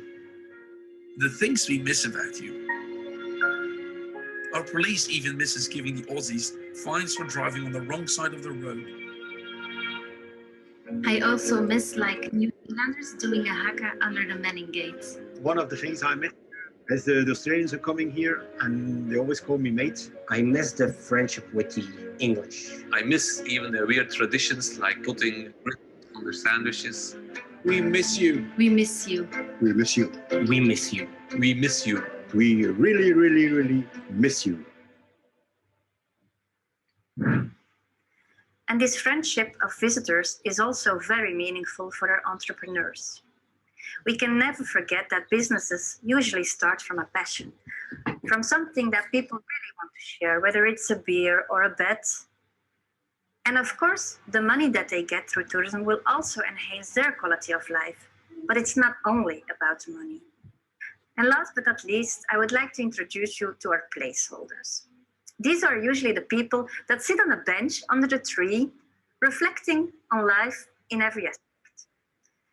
They are actually the gardeners of the place and the soul of the place, and they keep it alive for future generations. And we think that a DMO should also be considered as a kind of placeholder, balancing between the interest of the visitor, the entrepreneur, and the residents, providing meaning to all, and thereby also making sure that the quality of life enhances for everyone. So this was just a brief introduction to the journey of flourishing Flanders. And if you want to know more about it, please contact me anytime. And as soon as we can travel again, you are very welcome to visit Flanders and to enhance your quality of life and ours. So together we can plant a whole forest. I look forward to it. Bye-bye. That's great. That's LK from Visit Flanders. Can I ask again? Is Jerry Spooner the DG from Vanuatu Department of Tourism? Jerry, I know you've been having connectivity problems. Are you in? Okay. So what we'll do then is press on with a presentation from Anna Pollock. Hello and happy Happiness Day, everyone.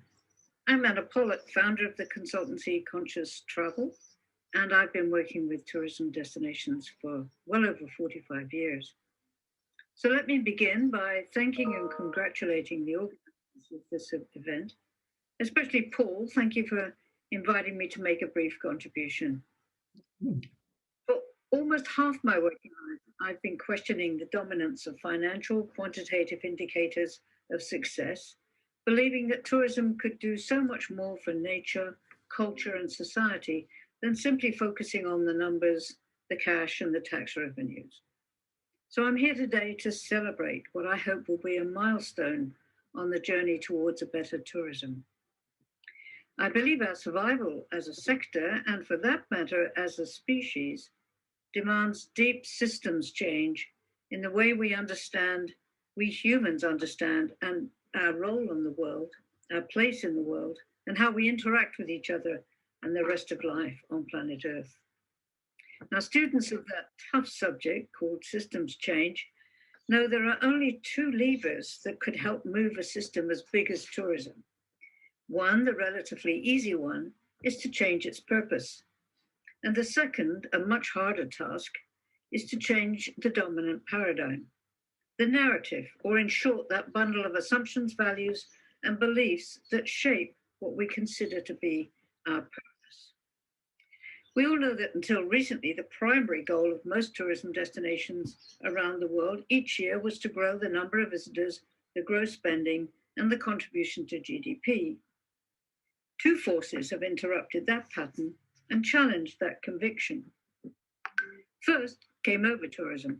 At least after a decade of consistent growth, it was becoming clear that in popular areas, too much tourism could actually hurt a destination. The second force was nature in the form of an invisible microbe that managed to stop tourism in its tracks and kick it right back to the same performance levels that were recorded in the 1990s, while also showing us that we were not as resilient as we thought we were. Furthermore, our quest for always wanting was making more of us unhappy. So I'm here to celebrate and applaud the organizers of the conference, and especially the authors of the excellent publication, the Happiness Policy Handbook. It's well-researched, it's balanced, it's very readable. Do buy one and make sure every politician in your neighborhood finds one on his desk. The focus of my work for the past decade has been on moving us beyond sustainability towards regeneration. That's a very complex and a new topic that seems to be attracting lots of attention recently, but not much understanding. To practice regeneration, though, which is all about systems change, you have to pull the other lever and change the way we see tourism, the way we understand it, not as a mechanical conveyor belt of separate functions, all in boxes, but as a living system, and a complex one at that, behaving more like a forest or a garden. Tourism is a network, a web of self-organizing, independent businesses. And the truth is, no one's in charge and you cannot control it. But like all life, its purpose is to thrive and flourish. And for that reason, Sensing the happiness of the host population as well as the guest is a good idea. If happy, host populations are more likely to offer a warm welcome, be willing to share their lives with strangers, and give excellent service. Happy guests then go home and rave about their trip and plan another one, or persuade a friend to go there too. But it's not that simple, is it? We are learning from the effect of the pandemic. Mental health problems, for example, can, like cancer, like COVID-19, be asymptomatic. What's really going on can be hidden by a smile of normality. So happiness is just one measure of well-being. Which brings me back to the second lever that's needed to change our system, which, let's face it, is currently very self-absorbed, very anthropocentric. We fail to look at the whole living system, all life, of which we humans with just 2 legs and an oversized brain and an equally oversized sense of our own importance, but just one part. It's not only our human happiness and well-being that matter. In fact, COVID has driven home the lesson that we cannot be healthy on an unhealthy planet, nor can we be happy on an unhappy planet. Well, not for long, anyway. So these observations are not meant as criticism, because I see that Laura and her team understand these connections. But I feel I have to add a small note of caution, because I know there's a tendency in tourism, which we know loves to be happy all of the time. There's a tendency to grab the easy headlines and run with them. There's a fascination with indices and league tables, which by their very nature suggest that utterly unique places can be compared in some way. So despite these cautions, I truly believe the goal shift from more to greater well-being is here to stay. And provided we can see its role in changing the whole system, it will have a lasting beneficial effect, and we might just survive and be happy too. So all the best for this great movement. And thank you once again, Paul and Laura, for having me on this event to share some thoughts. That's wonderful there from Anna, who, as many of you know, is a real visionary and doing excellent work around the planet, advising different destinations.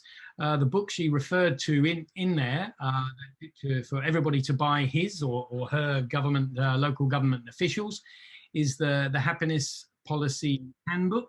And if you visit happycounts.org, the Happiness Alliance website, or come into the Planet Happiness website and then go into the Happiness Alliance website, you'll find the book there, and perhaps we can share that in the chat. I've just been sending messages backwards and forwards with Jerry Spooner in Vanuatu, and unfortunately he's unable to have the connectivity to join. So I'd like to welcome Mr. Chris Flynn from down south there in Sydney, from the World Tourism and Cultural Heritage, the World Tourism Association for Cultural Heritage. Chris, do join us, and here you come. Great, wonderful to have you with us. Thank you, Paul. I'm just trying to share my screen. Can everybody see my screen? Is that working? Yep, sure is. Excellent. Well, first of all, I just want to say thanks, Paul, for inviting me to be part of this great event. And I'd like to wish everybody who's listening from all the 4 corners of the world, have a wonderful International Day of Happiness. So greetings from a very, very wet Sydney, Australia. My name, as Paul said, is Chris Flynn. I'm the President and CEO of the World Tourism Association for Culture and Heritage, or WTAC. And my presentation today, surprise, surprise, is going to be on tourism, culture, and happiness. Now, I believe I only have about 5 minutes, and I know we're running a little bit late. So what I'm going to do is I'm just going to jump straight into this. Tourism has long been seen as a way to help destinations drive sustainable economic growth. We know that.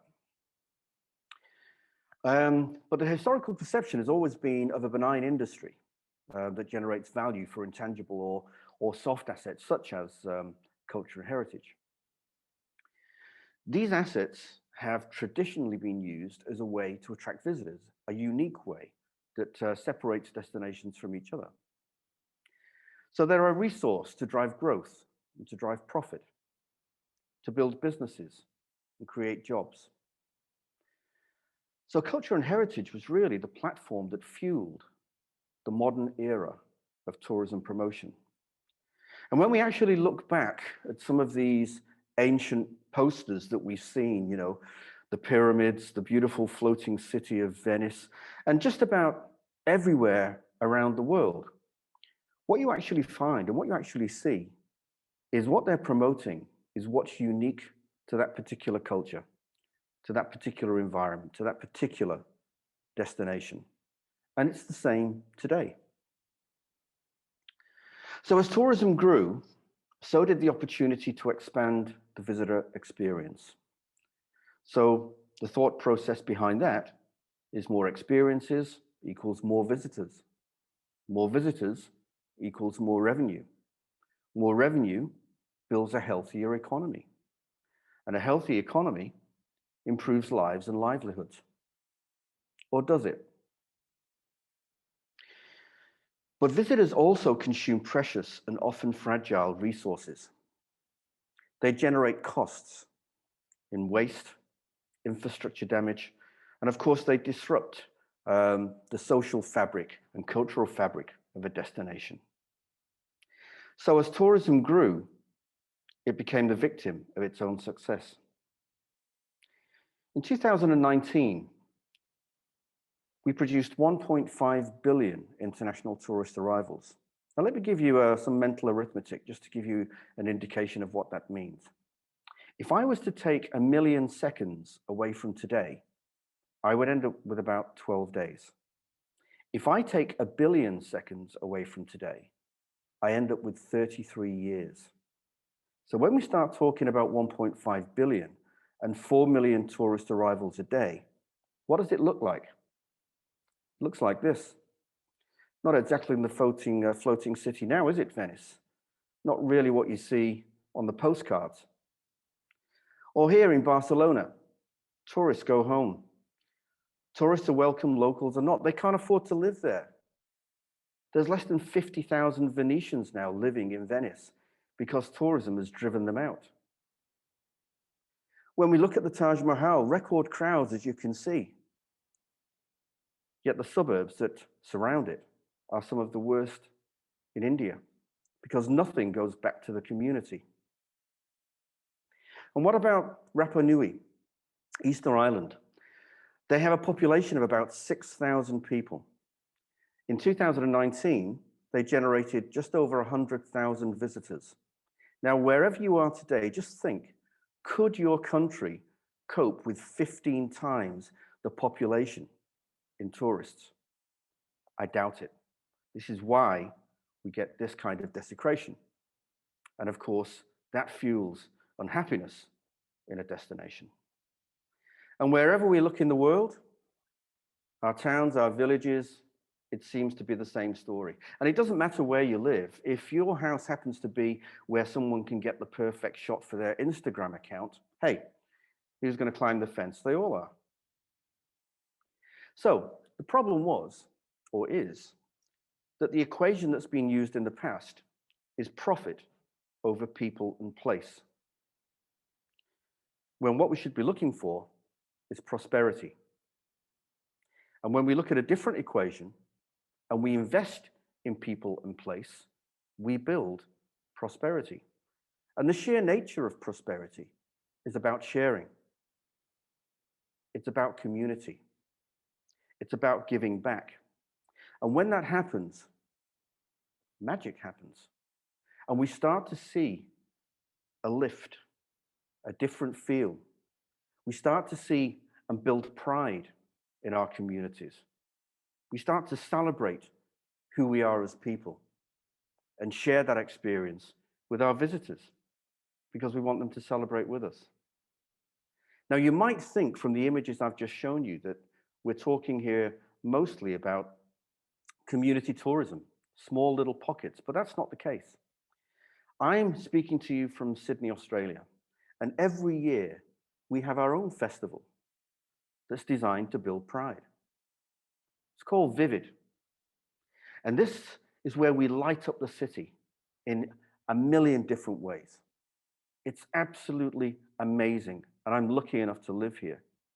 Now, this attracts many visitors from overseas, many visitors from interstate, but the vast majority of people who consume this are local people, people like me, who visit this city and see it in a different light and feel proud to be part of this community. And being proud and pride drives happiness. So in the future, it should be about celebrating our historical past, about respecting our sacred sites and beliefs, treasuring our natural beauty, and preserving our unique cultural ancestry. Why? Because we're protecting their future. Thank you. That's me done, Paul. Wonderful. Thanks. Thanks very much for those excellent images and remarks, Chris, and for the wonderful work that Wasatch is doing to improve the management of destinations and the promotion of culture and cultural heritage. So to conclude this third session, everybody can see that what we're doing is moving from the well-being agenda and its relevance to destinations and destination planning, and then looking at different approaches that destinations are able to take to carry this agenda forward. So thanks again to all the presenters there. I would now like to pass over to Dr. Talib Rifai for the next session, which looks at the competitiveness angle of happiness coming into destinations. Talib, are you ready? Over to you. Thank you.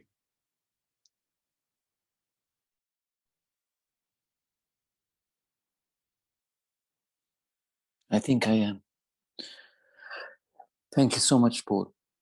This last session is about concluding the whole thoughts that we have been discussing now. Let me start by saying that I'm very, very happy, very proud to be part of your work, Paul. You've been great in trying to put all of us together here. Now, I have heard two things that are very, very important. One is to go beyond GDP. That's very, very important, because what we're talking about here is a concept that goes beyond money, beyond profit, which is what the tourism as an economic industry is all about now. But the other thing is about sustainability. As I said before, sustainability is not just about protecting and freezing things as they are. Sustainability is not conflict with growth or progress. The story of mankind is about progress and growth. Who said that the island of Manhattan was more beautiful before New York was built? Or that Venice as an island was nicer before Venice was built? We need to be brave in engaging with progress and growth, but do it in a responsible way, in a sustainable way, one that protects our environment, protects our society, protects everybody. I believe that domestic tourism, for example, is a key to all of this. A country that's not enjoyed, a place, a destination that's not enjoyed by its own people cannot and should not be enjoyed by anybody else from outside. That's what the society is all about. That's what concentrating on our people and society is all about.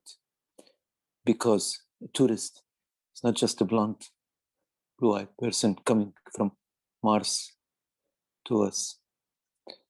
It's about engaging with our culture, engaging with our people. It's about our people. You're right. I heard that being said so many times today, that the tourism is about the society, not about the visitor. It's about the resident. That's more important than anybody else.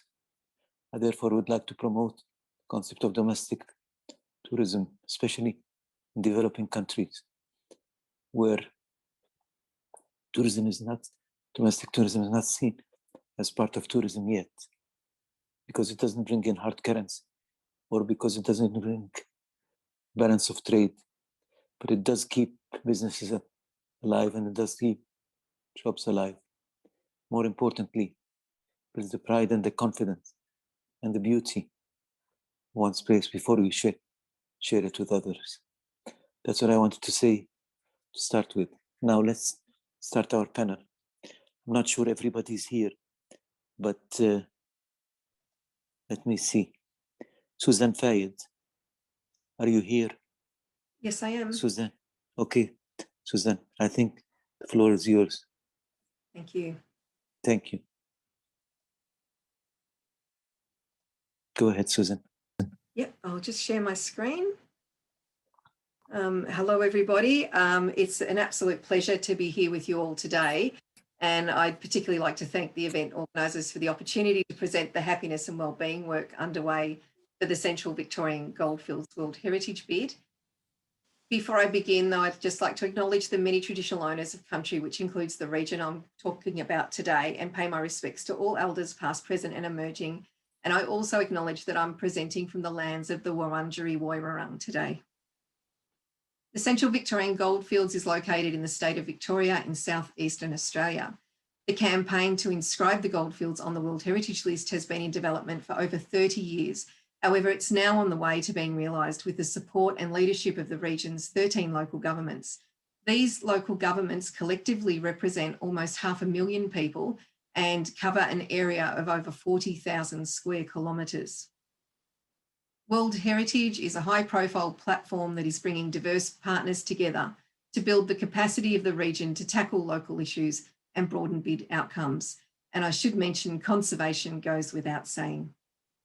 The collective vision for the bid is to secure World Heritage listing to share the extraordinary story of the goldfields with people from across the world, but importantly, to use it to create social, cultural and economic opportunities for every community and person across the region, which is a great aspiration, but the question for us was how. While we know the goldfields are significant, the full potential of the region is relatively untapped, and the region has many existing challenges which also pose challenges for the bid. We know that many parts are among the most socioeconomic disadvantaged areas in Australia. And because of the region's socioeconomic challenges, we also know that capacity for local resilience is impacted. And COVID has just been another example of this. The bushfires and COVID are two examples in Australia. Large areas of the region are experiencing stagnant growth and for some population decline. Experience in other disadvantaged areas shows that World Heritage listing can bring unique opportunities for communities, but this is mostly when it's harnessed for this purpose from the outset. To try and address these issues, we are delivering a sustainable tourism project that includes surveying local communities to identify areas of need and how tourism can contribute to changing this. Planet Happiness is part of the consultant team, and I won't lie, happiness in terms of tourism is a very difficult concept for some to understand.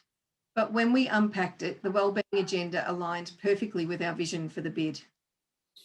We brought together the 13 local government partners with Planet Happiness, the Happiness Alliance and the National Trust to deliver a happiness index survey across our region. Launched today, the campaign has followed the Planet Happiness 10-step process. It's been shaped to suit our local environment by the local governments, regional tourism boards and other key stakeholders. Due to COVID-19 restrictions, it uses convenience sampling and digitally based engagement. Here's our campaign video.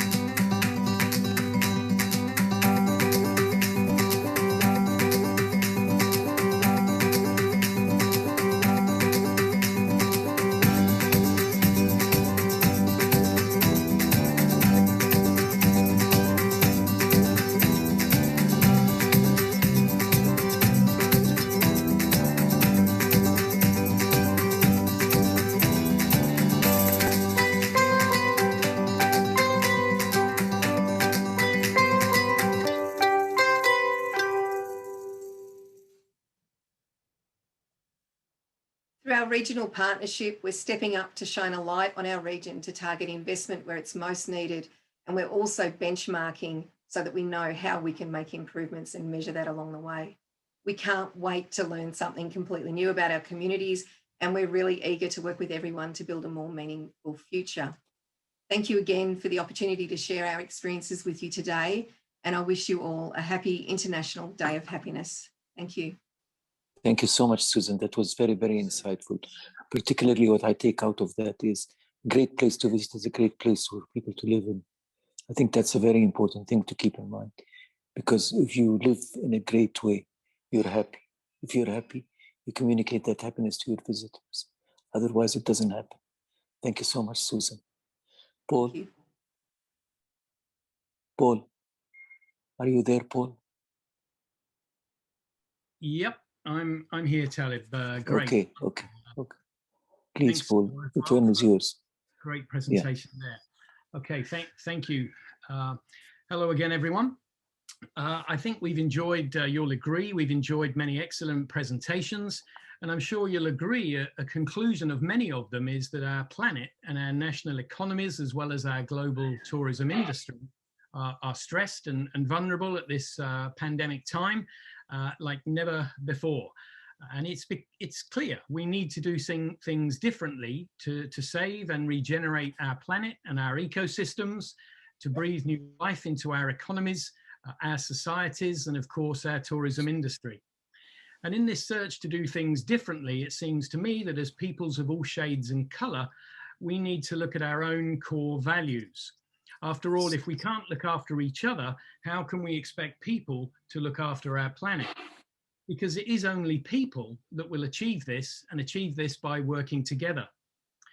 In 1993, when I started out on my PhD on what is ecotourism and is Nepal's Sagarmatha Mount Everest National Park an example of ecotourism, one of the first industry sustainability reports I read was by the Federation of Nature and National Parks of Europe, and it was called Loving Them to Death.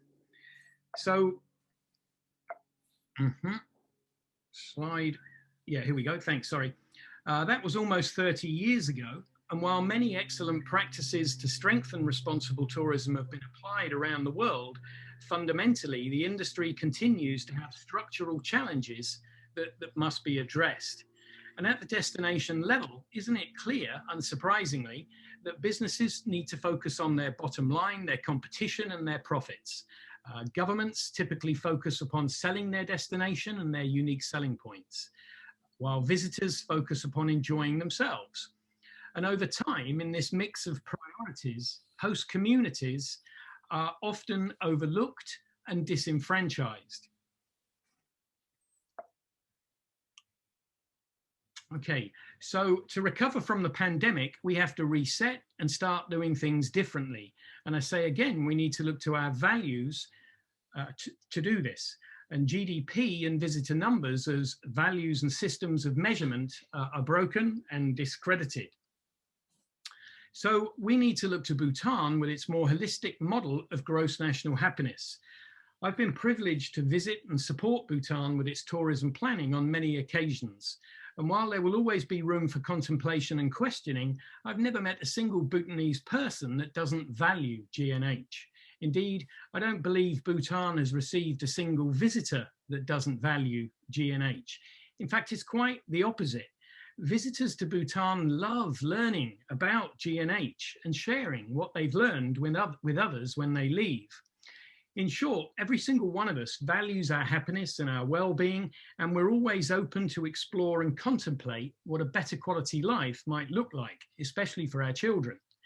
The cool thing is, as we've been learning and hearing today, happiness and well-being can be measured.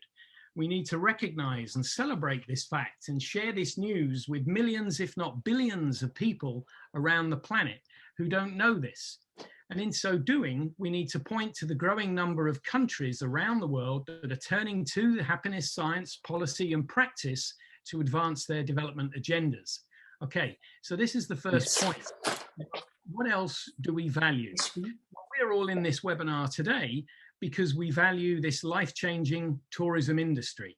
Yet while we may be passionate about it, shouldn't we be asking ourselves, how do we convert the skeptics and those that have suffered owing to badly managed tourism? If we truly believe in this industry and value it, if we want to advocate its merits over its weaknesses, we can build our way out of this COVID mess by recognizing the imperative to value and measure tourism's contribution to destination well-being. It really is that simple. And we have at our fingertips the tools and approach for industry stakeholders to engage host communities and say, how is your quality of life? All right, it's like this. This is your personal scorecard comparing your well-being across 11 domains with all other survey takers. And here's your destination scorecard look. Why do you think your well-being scores are high here and low there? So let's work together to spark conversations about tourism, happiness, and destination well-being. Let's work together to use regenerative tourism as an engine of change to improve those destination deficient scores. Let's work together to develop tourism products, policies, and systems that demonstrably strengthen the quality of life of host communities. If our industry can recognize the good sense of this approach at the destination level and adopt tools and resources that are available here and now, we can build back not just better, but fitter and stronger. We can build back in such a way that our industry is seen to be accelerating not just the take-up of the happiness agenda by local governments and countries around the world, but also as a framework that truly engages host communities and measures movement towards the UN SDGs. Thank you very much. Thank you so much, Paul. And thank you for sticking to your time. You're excellent, really. Okay, now it's Jake's turn. Jake, are you there? Jake? Yeah, I'm here. Excellent. Okay, Jake. Can you hear me Please okay? go ahead. Yes, we can hear you well. Yeah. Okay, Thank you. Jake. Thank you for having me. It Not is at all. 1 It's in a the pleasure. morning where I'm at in Seattle, USA. So I Good. apologize for being a little bit sleepy, but I'm with the Transformational Travel Council, and I've been really inspired by all of these presentations today. And I want to recognize that I have this sense that everyone is searching for bold and brave action. And what I'm going to share with you today is, that is sourced in our ability to feel, our ability to tap into emotions. And that is where happiness lives. And happiness, being a noble, sometimes clumsy pursuit, also can provide such amazing gifts and opportunities to stretch, grow, and learn. I'm going to share a passage that is relevant to what we're discussing today from the Transformational Travel Journal.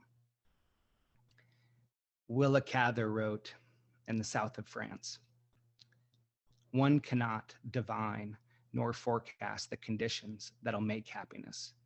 One only stumbles upon them by chance in a lucky hour at the world's end somewhere, and holds fast to those days as if to fortune and fame." Now, at the Transformational Travel Council, we agree with that. Happiness is something that happens on its own, but we also believe it's something that can be actively pursued, that it is an outcome. Just like any emotion that we may have, it is something that can be a practice. It can be something that can be improved upon, just like we have practices around yoga and meditation. Travel can also be a practice that yields the results that we seek. Much of us in today's travel space, we have turned to travel as a place for entertainment, for entitlement, and expectations. And we've also lost touch with those feelings of being alive, those feelings of being happy. We've often turned to travel, like we do other aspects of our lives, as a form of escape, as a form of avoidance and addiction. And we travel like we do, we numb ourselves. And we really need to be focusing on traveling to heal and grow and stretch into new ways of being and engaging with the world. That whole spectrum of emotions that we feel, sometimes that's happiness, but typically when it is happiness, it's something that we've worked for, that is also come from struggle, from suffering, from overcoming obstacles. Those are the pathways to happiness. And often that involves looking within, as Louise shared with us. It is bringing forth what is often unconscious, and unexamined with us. So that is that process of accessing happiness. An example of that is with a group of friends, group of friends of mine. We put intention into climbing Kilimanjaro together. The mountain meant more to us that day. And when we reached the summit, we were overcome with emotion. We shaked and we shivered as we encountered our own soul and the soul of the world in that moment. And we cried. And I've never been happier. And I think those are the moments that we seek. And those are the moments, that organizations, in the travel space, destinations, should really striving to create the conditions for. And at the Transformational Travel Council, we've identified patterns. We've identified and put together this rich and accessible base of knowledge, tools, practices, and resources to really help travelers and organizations, experience designers, and destinations create those conditions for happiness and all of the other emotions that we get from travel. Now, I mentioned that could potentially solve the problems. We need behavior change. We need impact. And I want to remind everybody, but in that space of feeling alive is when we have clarity, when we have flow, and when we open up to new sense of courage and confidence that leads to behavior change. And with behavior change, we start to find more compassion, more stewardship with us. We're better versions of ourselves, and we learn to travel and live more mindfully together. So I encourage, as we welcome in this new dawn in travel, for us to all look within as an industry and create the conditions for change, because it's in those moments of clarity that we become a better version of ourselves, and we open up to the true potential and possibility of travel. And that leads us to a path of individual and collective change. I'll leave you with that. Thank you very much for the opportunity. Wow, what a moving presentation. Thank you so much, Jake. That was really, really very insightful. Thank you. Thank you, Jake. Okay, we go to Mario now from e-commerce. Mario, are you there with us? Mario. We have a video for Mario. Sorry, let me just. Mario is from e-commerce. E-commerce is a very, very important organization, part of UNESCO.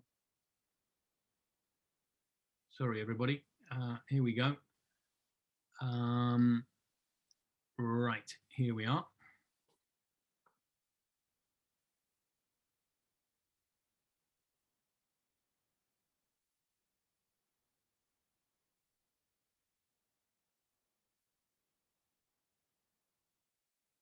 We don't hear the voice. Yeah, hello, everyone. My name is Mario Santana. I'm talking to you from Ottawa, Canada. I'm using this very nice landscape of spring, winter time on the transition between the two. I am a full professor at Carleton University and the Secretary General of the International Council of Monuments and Sites.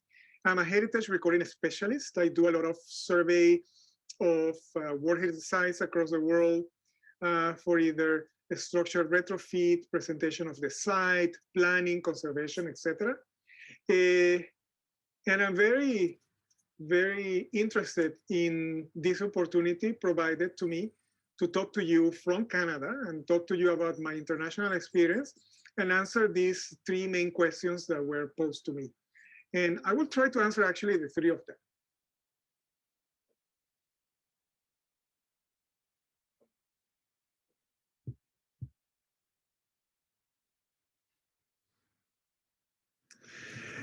Well, I think that, happiness and well-being is really important because we want to balance, and especially in tourism, we want to balance the experience of the visitor, but also the commitment to satisfy the goals of the community. Without those two elements, I think that we don't have actually true tourism. I have been a tourist, but I have been a heritage professional, and I have worked closely with communities. And many communities see tourism in a positive way. Some others don't see it that way. And I think that actually this new world of happiness and well-being that I have been discovering through the relationship with our colleagues, I think that I have come to the attention of this particular aspect and how we can evaluate, happiness, this index of happiness. That seems like a good point to kind of evaluate that feedback between the stakeholder, the visitor, etc. And the authorities, of course, are developing the plans for that particular site or landscape, etc. Well, as a heritage professional in my work, I don't deal a lot with the study of happiness, but as an ICOMOS Secretary General, I think it's a really important aspect. And I know that Fergus, the president of our Sustainable Tourism Committee, is going to be talking to you. So I think that he can stand better on the role of ICOMOS in that particular world. Now, as a professional engaged with communities, I think that I would like to adopt some of these ideas and implement technology because I'm a heritage recording specialist. I am specialized in recording stuff, recording sites to make decisions. And I think that the discovery of this new area offers a lot.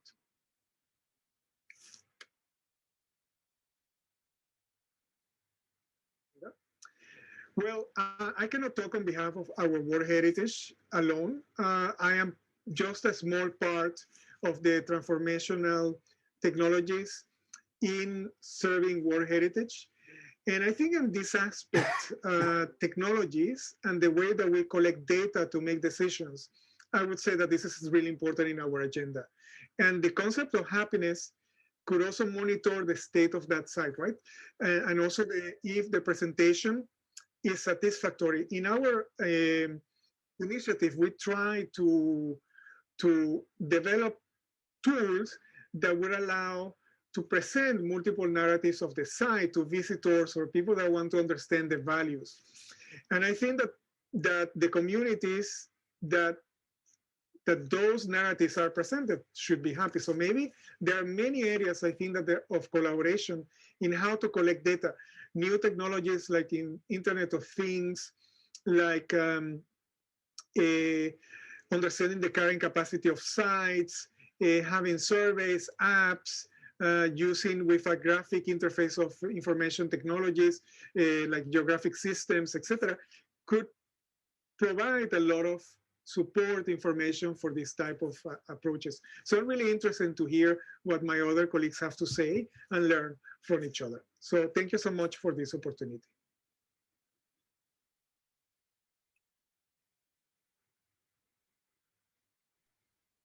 Thank you so much, Mario.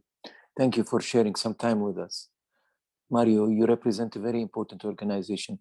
I know ICOMOS, I've been working very hard with them for long years. And I think that your contribution is absolutely important and very, very vital. Thank you. Okay, Paul, I think I'm done with my group, if I'm not mistaken. Am I? Yep, great, wonderful. Thanks very much. Okay. So we're running a little bit behind time. Apologies for that, everybody. We're into the last session now with Jens Threhenhardt. Jens, yep, I can see you. Can you unmute yourself? please. Great, there we go. And turn your video on if you fancy. Ah, you're still on mute, Jens. Where's he gone? He's disappeared. Okay. Oh. Can Jan you is see me? there. Yes, we can, Jan. How are you? Very good. How are you, Taleb? Great to see you again. Very good. Very good to see you always. Okay, Jan, the floor is yours. Thank you very much, Dr. Rifai. And first of all, I would like to thank Paul and Laura of Planet Happiness for inviting me to chair this fifth and final block of this significant virtual conference. And I'd also wish to like to wish everybody participating today a happy day of happiness. So this session is about storytelling. So why is storytelling in tourism important for the happiness agenda? So anybody who knows me a bit knows that I'm passionate about storytelling. At Mekong Tourism, we are a public-private framework with our 6 governments. We are the Mekong Tourism Coordinating Office and our private sector platform Destination Mekong. We've launched various award-winning storytelling initiatives to inspire and to conserve, from Mekong Moments to our Mekong Mini Movie Festival campaigns. But why is storytelling so powerful to not only promote destinations and travel experiences, but also change people's behavior to be more responsible? So early humans shared their stories through cave paintings and around the fireplace and communicate everything from rumors to community traditions and power struggles. Storytelling has been a powerful, important cornerstone of the tourism industry and comes naturally to people. Yet the tourism industry can and should do a better job of using storytelling to connect travelers with the core priorities and belief systems within the industry. Generally speaking, values within the tourism industry include ideas such as the importance of protecting the environment, supporting local communities, creating awareness of and educating people about socio-cultural and environmental challenges, and being a force for good in a way that creates conditions for a sustainable and even regenerative future for the industry.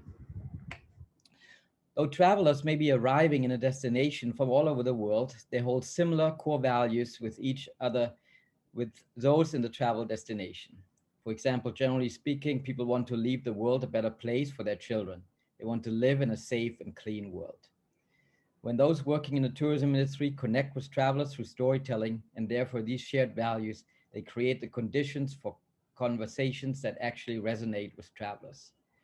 Today, I have 3 wonderful presenters in this session.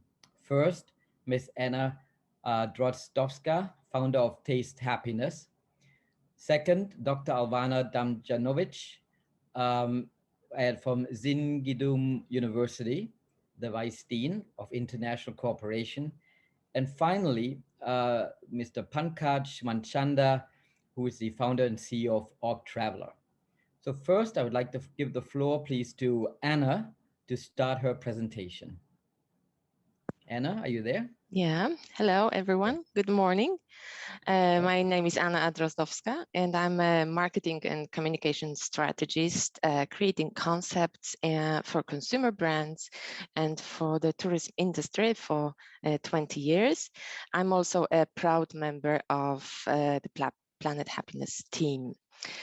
And I will share my screen now.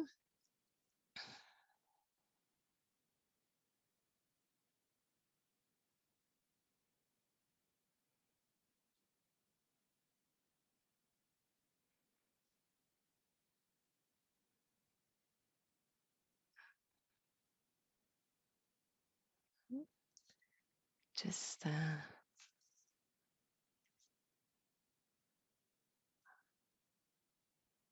yeah. I hope everyone can see my screen now.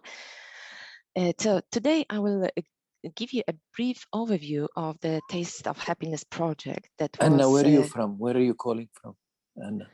I'm calling from Poland today. Good, great country. Thank you. Yeah.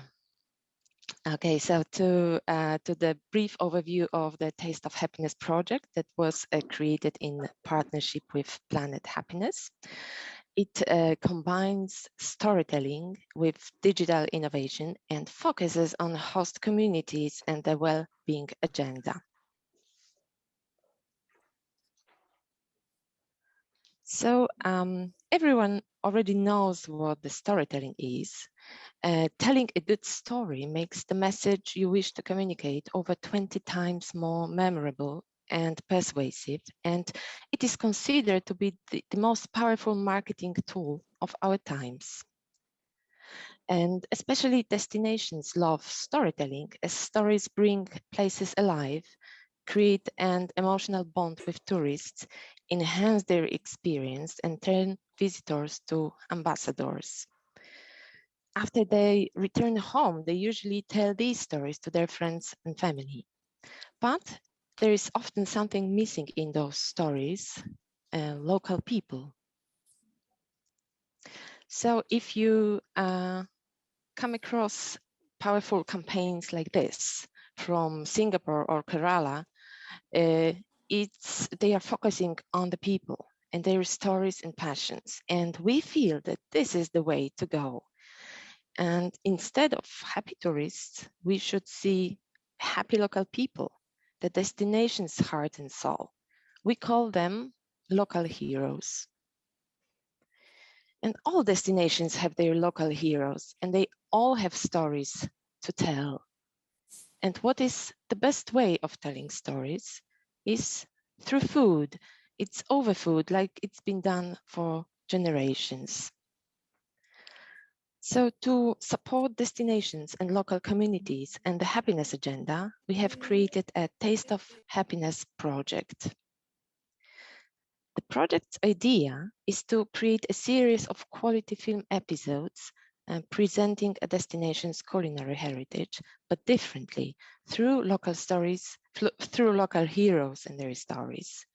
So the Taste of Happiness is not about food. It's about people who grow it, make it, serve it, enjoy it, and everything in between. So we simply put genuine people who are usually behind the scenes on stage and present them to a global audience. In this way, we bring to life stories that exist in their minds and memories, and we prevent them from getting lost. Through those stories, they also tell us what makes them and their communities happy. Heroes may come from different hospitality and culinary industry areas, strong personalities, and real change makers. The project is in line with the Happiness Index domains and SDG goals. It focuses on local communities, promotes social inclusivity and empowers women, promotes happiness and the well-being agenda, educates in culinary heritage and sustainable travel, promotes healthy food habits and farm-to-fork initiatives, and supports the growth of the small business. The project is based on a digital platform where all the content is placed. In this way, we can easily bring viewers to this content with the most advanced internet campaigns. Traffic and all views are precisely measured. And thanks to big data systems and AI technology, we know exactly who's watched our films and what their profile is. After watching the film and getting emotionally engaged with our destination story, we can direct the viewer to offline or online sales channels of the destination or its products and brands by sending him personalized ads. The viewer will be more willing to interact with such ads than with a typical campaign without the prior emotional context. To summarize, the Taste of Happiness project shows the power of connecting people through passions, gives a sense of community and local pride to residents, helps local people increase their level of happiness, and gives a positive impact. In short, we have a strong communication concept, the best TV crew from international TV networks, and the best global digital technology. This all together makes a powerful tool for tourism recovery. So do contact us for more details. And it was a pleasure talking to you today. Thank you. Great. Thank you very much, Anna. And I think we move right along to our next speaker, which is Ivana. Are you there, Ivana? Yes, I'm here. Thank you. I just share my screen and hopefully. Okay, good. We see your that. screen. Yeah, thank you very much. So, hello everybody from Serbia. My name is Ivana Damjanovic and I'm a professor at Dunam University. And I'm going it's my to... It's my university as well. It's my university as well. Yes, I know, Professor. Yeah. So I'm going to try and wrap my answers around the three questions that we had around these three ongoing trends. So the importance of tourism and happiness agenda today, I believe, lies in capacity to transform the world of travel, because tourism was long considered the magic box in which no matter how many resources we use, they will materialize and we will profit from them infinitely. And I was recently asked to define happiness, and this is what I came up with, that it's multifaceted, that it's inclusive, and that it relates to the connection between individual and universal. So in a tourism context, I guess the route forward calls for tracing backward steps to the point which allows rerouting towards a more favorable future. So these steps, happiness translates into the sentiment of gratefulness. What I mean here is that when tourism values the resources that it is invited to use and hopefully provokes this response, it's when all those who are even touched by tourism feel it as a force for good. So happiness and tourism need to know the needs and hurts of communities and nature of destination in order to help it heal and regenerate. Now, why? Well, last year emphasized well-being motivated travel. However, I wonder whether it's really well-being if it is designed only for tourists, because well-being should be a state for all or not at all. And well-being relies on the truth, which is hidden behind destination stories. And we all, I think, travel to take up a role in a story. So the pitfall so far has been on obliterating the genuine destination stories to embrace the stories that a tourist has envisioned. So this way, destinations become all things to all people, but to its own, whereas tourists should not be allowed to demand, but to choose from the repertoire of stories to play. So that is why local communities should be empowered to take back that narrative, which through its nuances speaks about the destination glories and visions and hurts, and even give voice to those who cannot speak. And the essence of the place creates the experience even before travel begins. Actually, even before tourism is imagined, and it exists without tourists and only then extends its reality to welcome them. However, destination local communities often don't feel fit to portray the essence, so the stories are told by third parties. And for example, responsible travel journalists, they have invaluable perspective and reach, and it should be enriched by this symbiosis with the local communities. And finally, the pre-pandemic and current time introduced and that emphasized the virtualization of both tourism, storytelling, and education. So analyzing and discussing digital travel stories with my students during online classes has become a routine now. And how does this all extend to what I work? Well, I think academia bears an enormous responsibility of preparing future professionals, tourism professionals, for a mindful and responsible approach to tourism. Because general well-being is not a competitive advantage in tourism, but a warp and weft in weaving destination and traveler stories. So making our students equipped and self-confident to take on the compiling and imagining and publishing true stories is the most sustainable role I think that academia can play for the future of tourism that we're trying to envision and support today. Admittedly, us tourism educators do have limitations in introducing this agenda because we can't simply go and devote entire courses to this aim, but our academic freedom allows us to sneak this agenda into at least existing courses. So my teaching experience includes partnering with real travel journalists and engaging my students into simulated or real storytelling projects blended into existing courses. And this has proven to be a really particularly rewarding experience in international groups of students. So to conclude, these are the values that we teach our children, and they all support this well-being approach to life and tourism. So our task as teachers and facilitators is to extend this teaching to our students so tourism can actually really be a means to happiness. Well, thank you. Thank you very much, Dr. Ivana.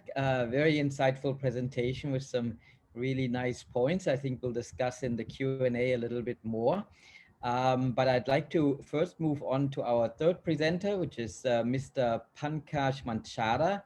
He is the CEO and founder of Org Traveler. It's a very interesting new platform. And I just actually saw them. They were also pitched at the startup competition for Southeast Asia with the Asian Development Bank. So I'm a little bit familiar with them. Pankaj, he's traveling right now, so he sent us a video. So maybe Paul, if you could help us play that video now, that would be great. Thank you.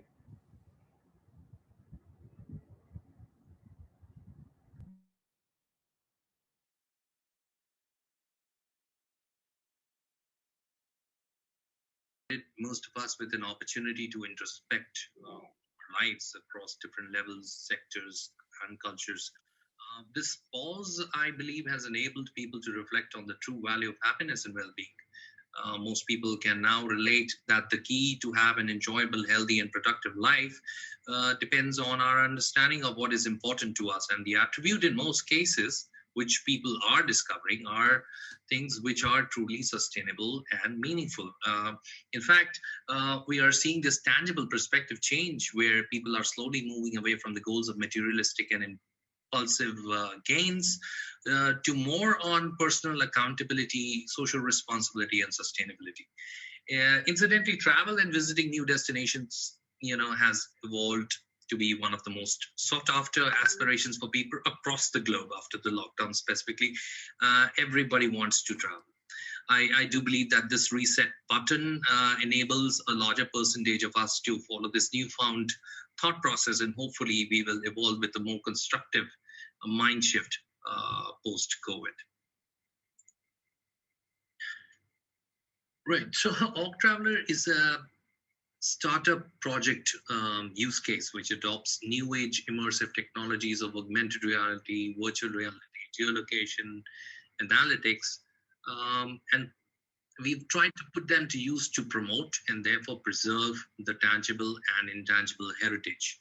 We've started in India with consecutive phases across the globe. That's the plan. The project vision and mandates have adopted the attributes of happiness and well-being of our stakeholders at the very center while designing and evolving the solution and platform. We believe that a sustainable and resilient tourism model can evolve only if a viable economic model is established for the lowest denominator at a destination, which we believe in most cases are the host communities who seldom derive the benefit from tourism, which is one of the top GDP drivers across the globe.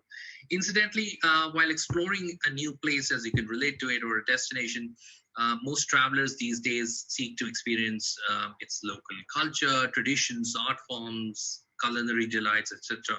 The host communities in these destinations are custodians to offer these authentic experiences. So Org Traveler's mandate is to connect the visitors directly to the community, which delivers on two crucial points.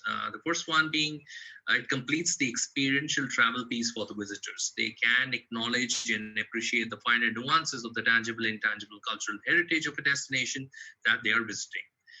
point two is we're trying to evolve a model where we facilitate tourism dollars to flow to the host communities directly and help evolve sustainable livelihoods for them by creating viable economic models at the grassroots level.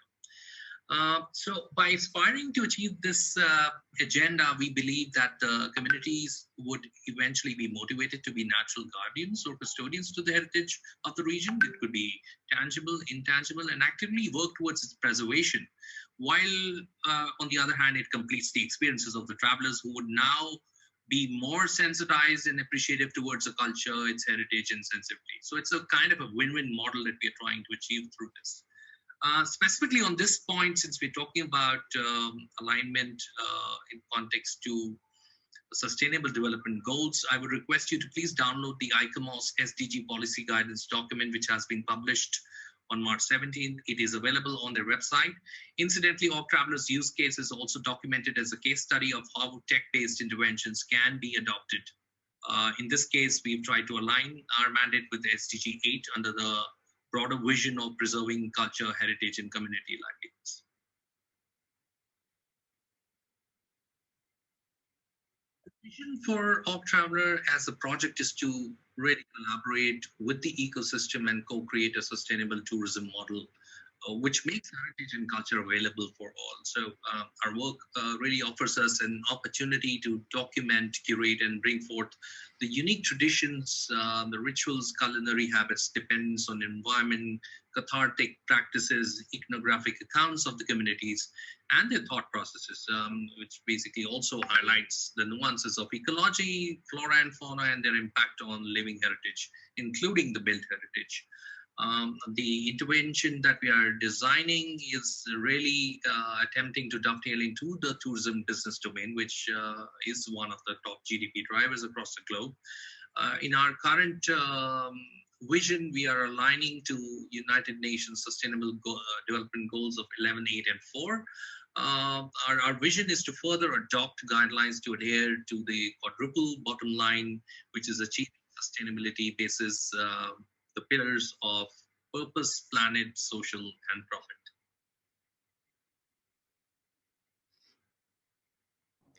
Thank you very much, Mankash, for this presentation. I think Mr. Mankash is also on the call, if I'm not mistaken. Paul would probably know more.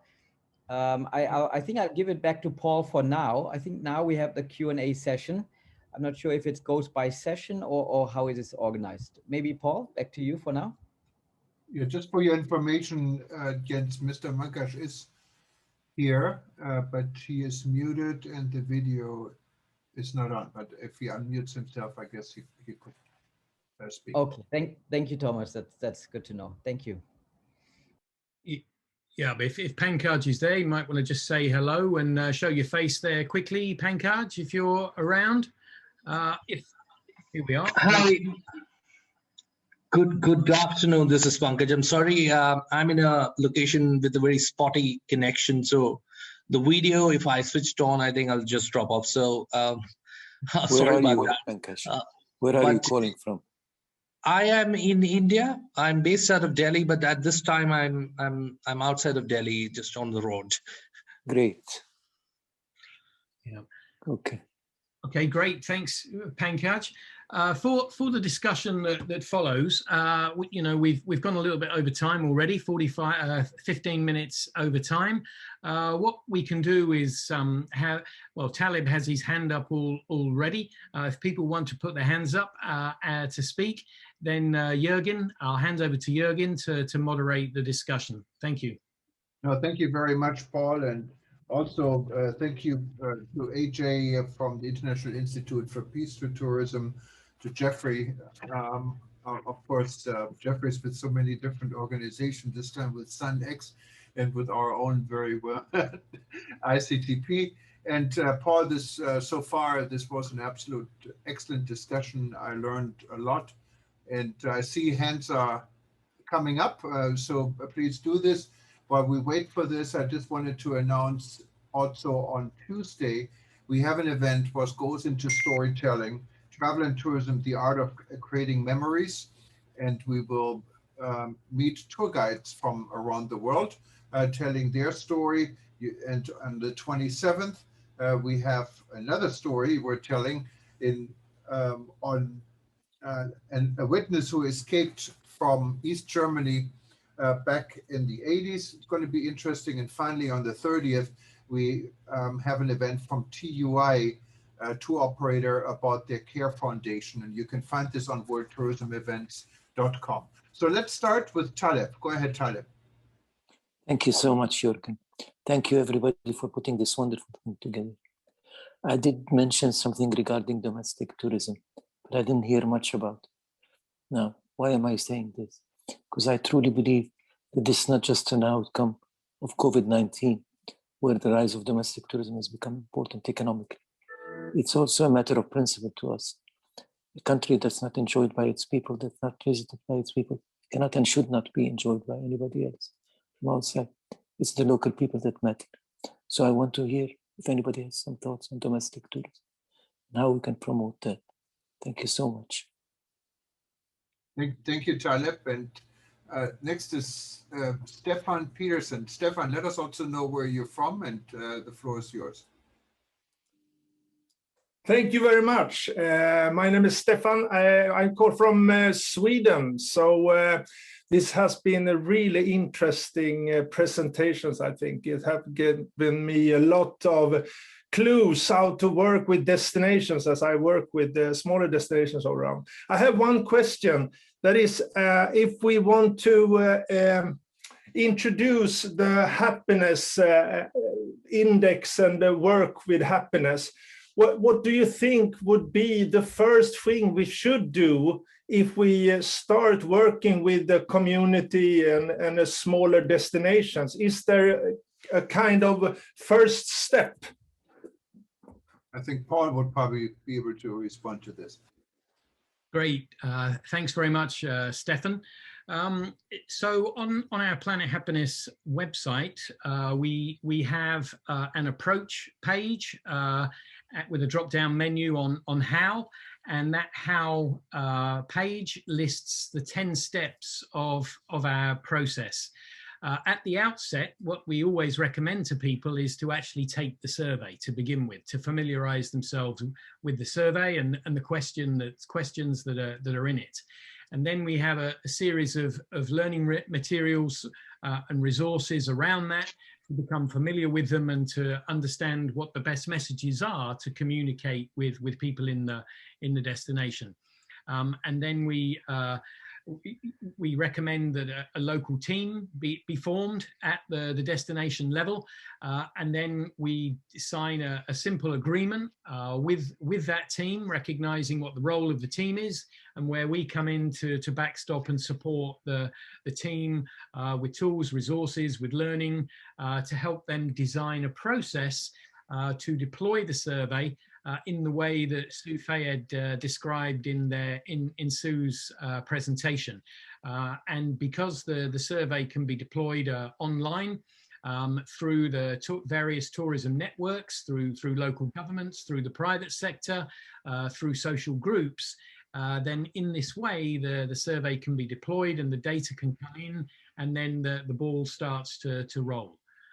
So yeah, certainly recommend anybody to take a look at the resources and the how page on our approach page, which I guess one of my colleagues may, or I could put into the chat box. Somebody will. Yeah, and we would also, of course, put it on World Tourism Network. Paul is a member, and so you can easily find it. Now, Jeffrey, you raised your hand. Fantastic, thank you. Yes, thanks. Can I add something? This is Laura. Jeffrey, I just... Okay, go on. Okay, I think there was someone else in between, but Jeffrey, go ahead. Okay, I just wanted to pick up on Taleb's point about domestic tourism, and he asked for some comments. And I think Taleb has been pushing this all year, and I think he's onto something. In the current situation, and nobody knows how long this is going to last, the public health requirements based on a mutating and spreading COVID virus, there is likely to be barriers to international tourism from public health authorities, and they're going to be very complex and changing barriers. We're seeing that at the moment. One of the values of domestic tourism is that you don't have such barriers. The barriers are national regulations, and for the most part, people have more freedom to move within a jurisdiction than they do between jurisdictions. So that's one sort of short-term value, because the COVID situation could be with us for a couple of years or more, nobody knows. And then the second advantage, and that goes back into Larry Dwyer's excellent presentation, is around the value in terms of balance of trade. When you are a person traveling abroad to another country, you become an export for that other country and an import for your country. And that means that your balance of trade suffers to some extent. If you collectively take the 1.4 billion tourists that Chris Flynn talked about, that's a hell of a lot of money in GDP terms.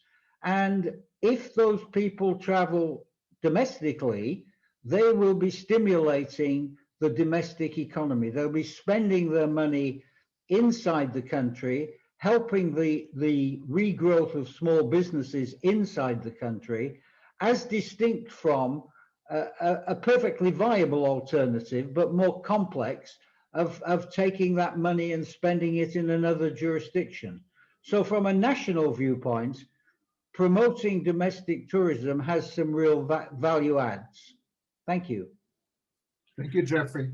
Are there any more questions? I don't see any hands here. I see a little bit on the chat boxes, but please raise your hand even if you left a message in the chat box. It makes it easier to respond. And I think my colleague Laura was going to say something there. Laura? Oh, thanks, Paul. And sorry, Jeffrey, about that. I just want to add that the process, the 10-step Planet Happiness process, is peer-reviewed. So this is an important aspect.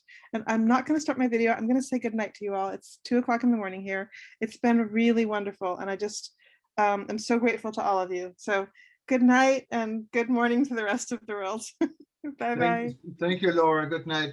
We have AJ and Tony. AJ, go ahead. You're on mute, Ajay. Thank you. 2 quick things. Well, the first was in response to the concept of promoting domestic tourism.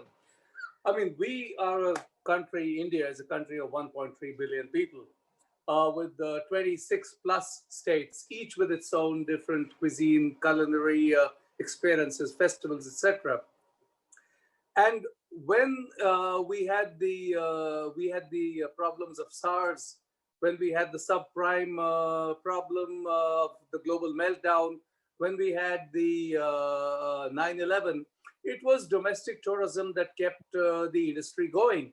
Because while we have something like 25 or 30 million outbound and 11 or 12 inbound, we have 180 million domestic tourism trips happening across the country. So yes, I mean, that's a huge potential that needs to be tapped, and the government of India has stepped in with a specific campaign promoting domestic tourism.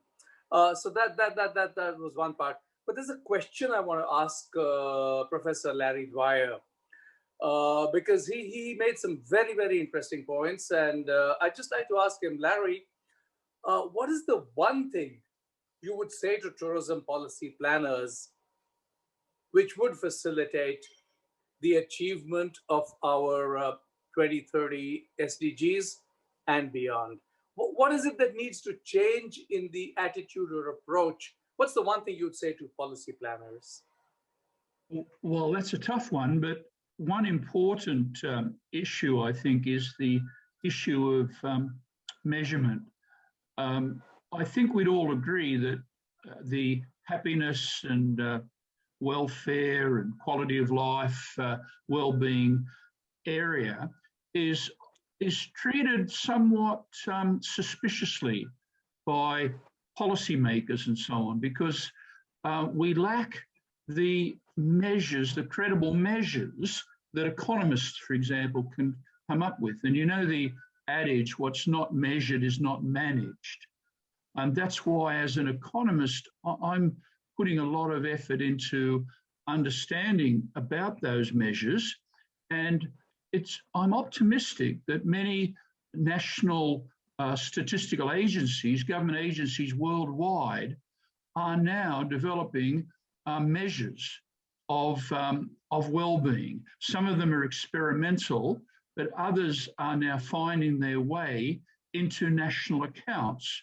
And I think that is a very, very important process that's taking place, that it can give people like ourselves who believe in this process more credibility, because we can point to the measures that can stand aside the standard types of measures that have been used for decades. Thank you, Larry. Right. Let's go to Tony in Uganda, I believe. Tony, welcome. If you can hear me? Yes, we can hear you. Go ahead. Yeah, I just have a couple of observations or comments with relation to gross national happiness and governance, because as you know, there is a lot of a few countries that have got governance issues in the world, in addition to political turmoil. And obviously, a traveler wouldn't go to a country when they consider it to be politically unstable. I'll give a few examples. Obviously, we know what's happening in Syria. We know what's happening in Burma.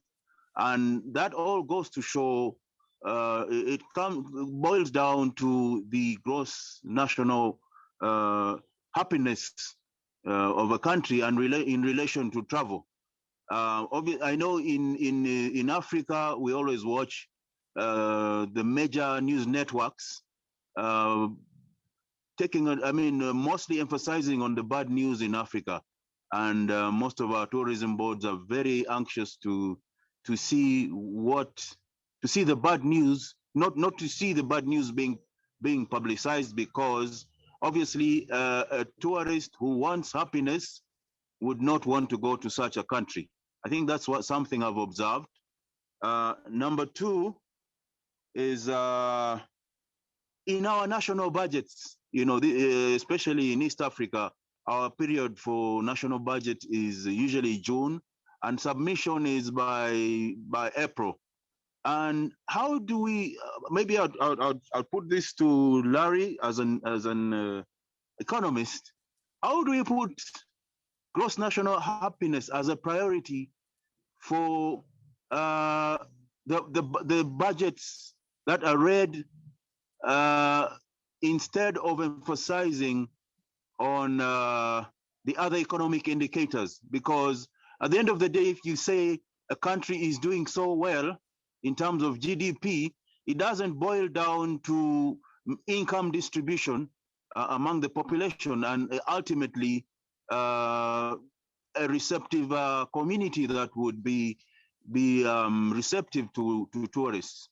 My last question would be, have we considered demographics in terms of measuring happiness? Because obviously, if you're a teenager, you cannot well, much as some things are universal, but a teenager would probably want to be happy in a disco rather than my mom, who would love to go to a cathedral and or to the Vatican and get happiness from that. Thank you. Thank you. Let's give it to Larry. Thank you, Tony. Appreciate it. Larry, could you unmute yourself, please?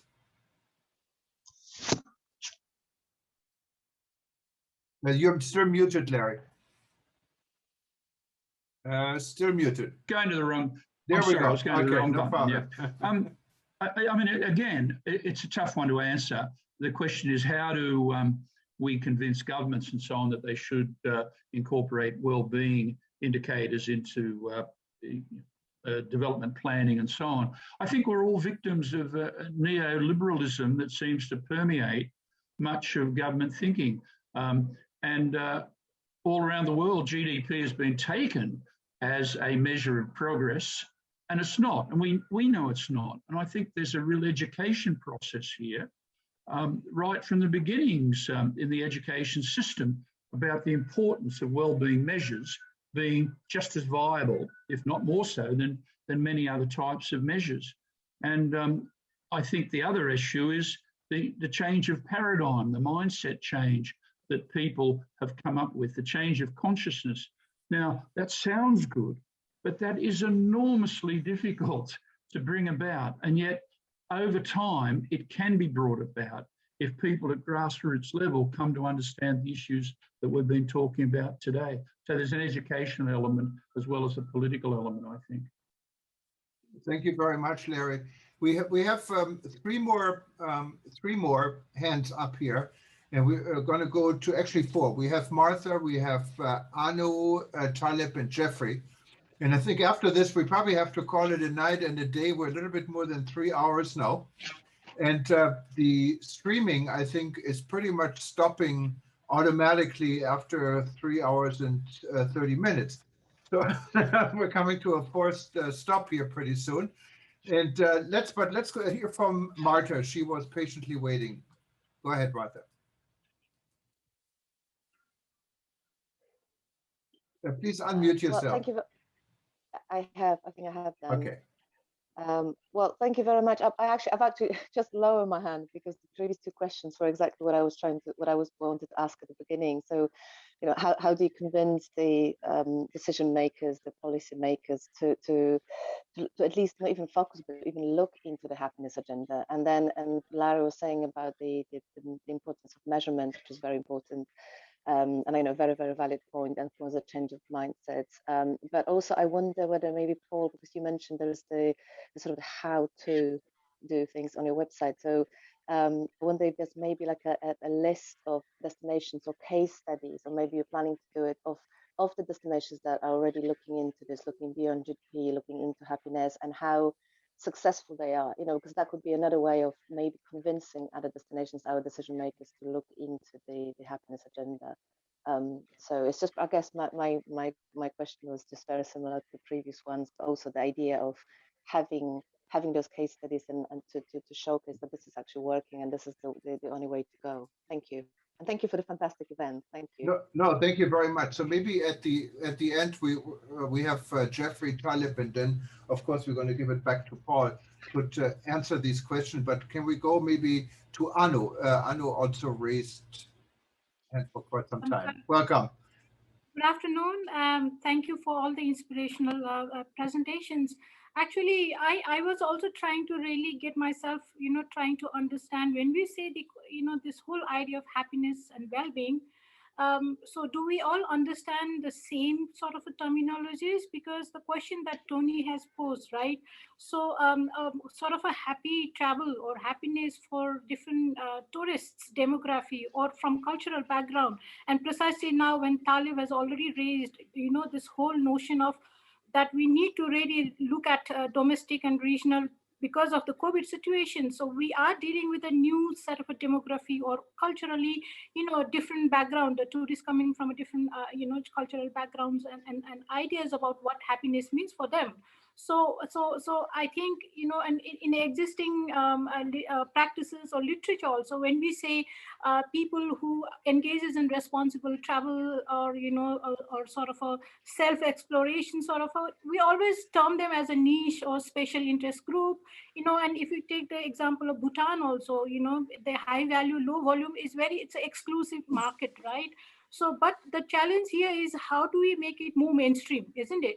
So if we want to really enhances the importance of happiness and well-being that contribute to SDGs and also sort of a Paris Agreement and all, we need to find a common way or platform in which how do we make the mass market or also as a something towards that way, so we cannot exclude this well-being and happiness as solely to the hands of an exclusive group or special interest group or high-end group, because that is just a mere size of the tourist demography. So we are talking about the GDP, government priorities, communities' aspirations, and it has to be mainstream. So how do we change this narrative, and how do we ensure that this whole reorienting ourselves to thinking about bringing this sort of a very much self-searching and very much sort of a how do you call it, an awakening kind of a travel businesses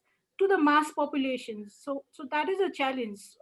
So it's something, because if you want to talk about bringing impact at scale, at a larger populations, we need to see how do we break this barrier, because so long it's always been kept on a very exclusive, it's been sold and understood as an exclusive market, and this should no longer be the case if you want to bring impact at scale. Thank you.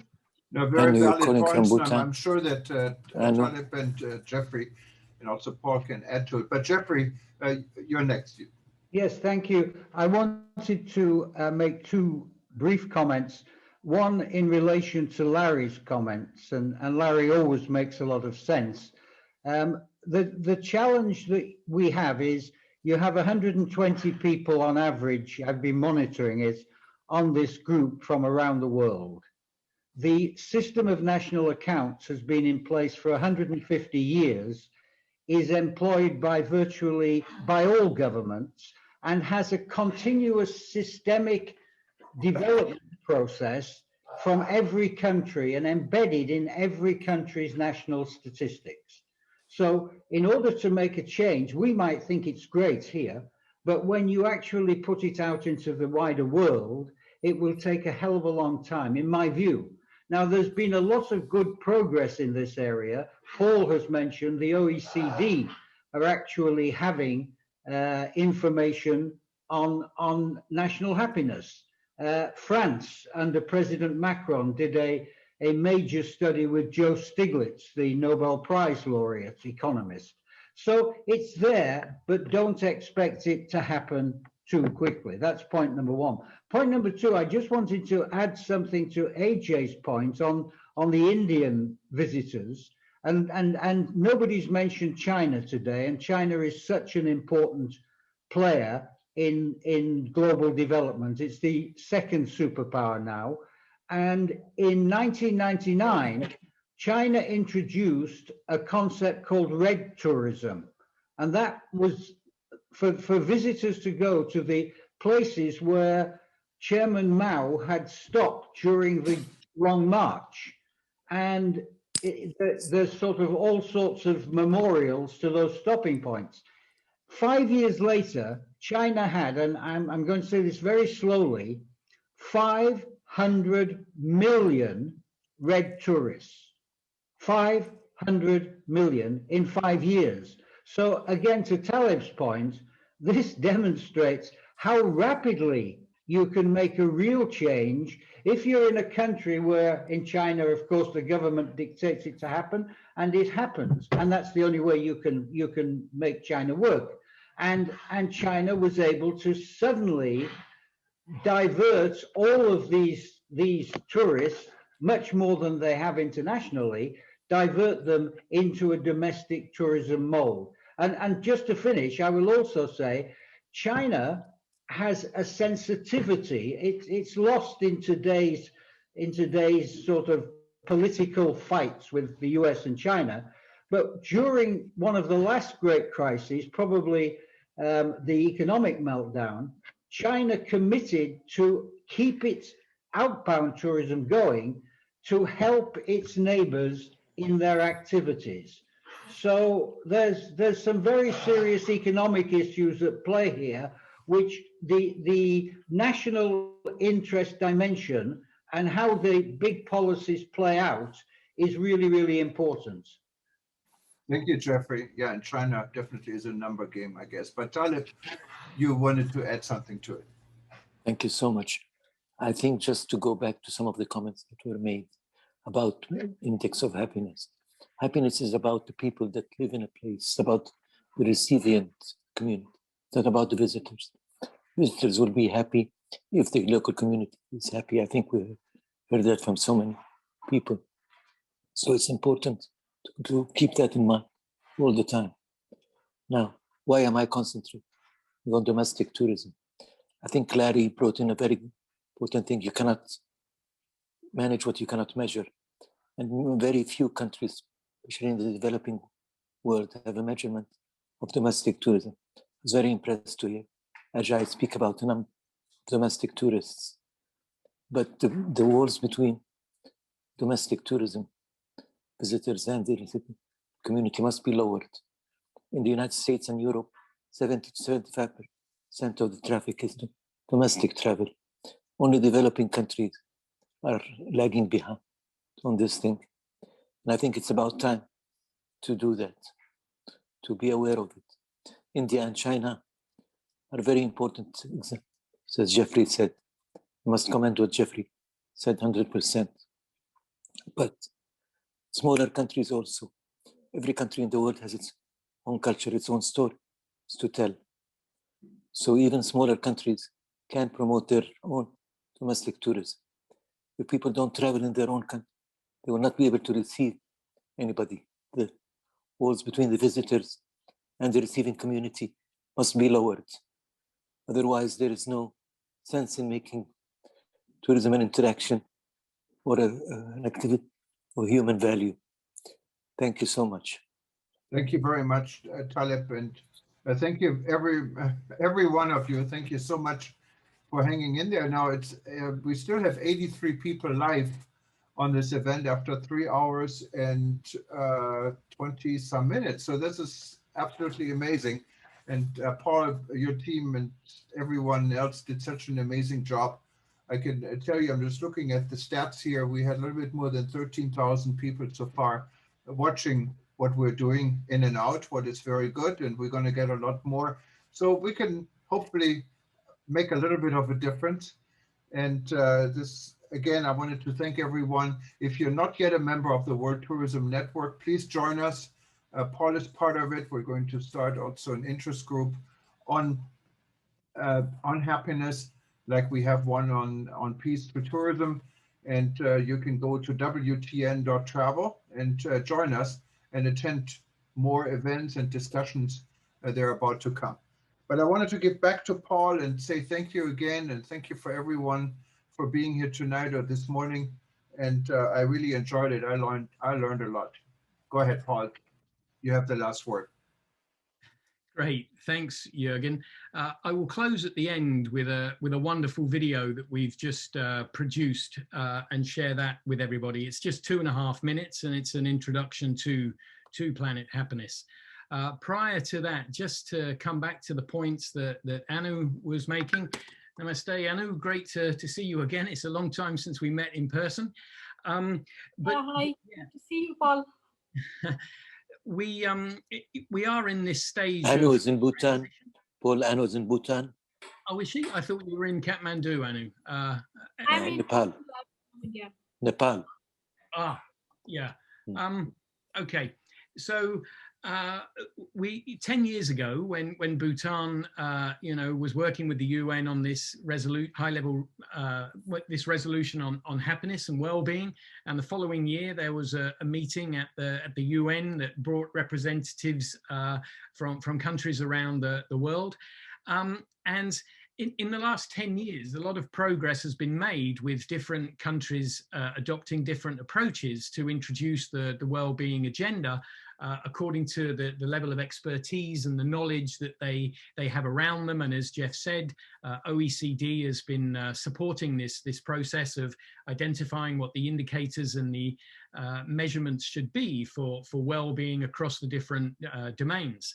And Bhutan, it has done an exceptionally thorough job with both objective indicators and subjective indicators. The work with its subjective indicators, as Dorji was saying, is very detailed and in-depth. Now, by way of contrast, you have the objective measures that Nancy Hay was talking about in her presentation, the availability of doctors, the availability of health services, and the number of incidences of particular health conditions or availability to public spaces. These objective measures are what are used primarily by governments. And later today, the World Happiness Report for 2021 will be released. And this also ranks countries around the world according to these objective measures. And I think Finland has ranked #1 again for a number of years. Now, to explain a little bit about these subjective measures and how happy are you, how is your quality of life, the relevance here, I think, for me, at that high-level meeting in New York, Jeffrey and I were talking to Lord Gus O'Donnell, who at the time was the head of the UK Civil Service. And the UK had recently introduced subjective well-being measures into their national statistical surveys. And so Jeff actually said to Gus, why is David Cameron doing this? Is he just giving lip service to this agenda, or, what's his interest? And Gus O'Donnell's response was, well, actually, David Cameron is far more enthusiastic and interested in this well-being agenda than the current level of awareness among all levels of government, among business and among civil society have of this agenda. People are just not familiar with it. And if he was to jump in with 2 feet and really start pushing it, the media in particular in the UK would undermine him and criticize him based on a lack of knowledge and understanding of what well-being is, how it's defined, and how it's measured. And Gus O'Donnell went on to say that what was needed is a narrative that explains what this agenda is to all levels and departments of government, to all different types of businesses, and to civil communities, civil society communities. A narrative is needed to explain it to them, to make it relevant to them, so that they are applying it in their work.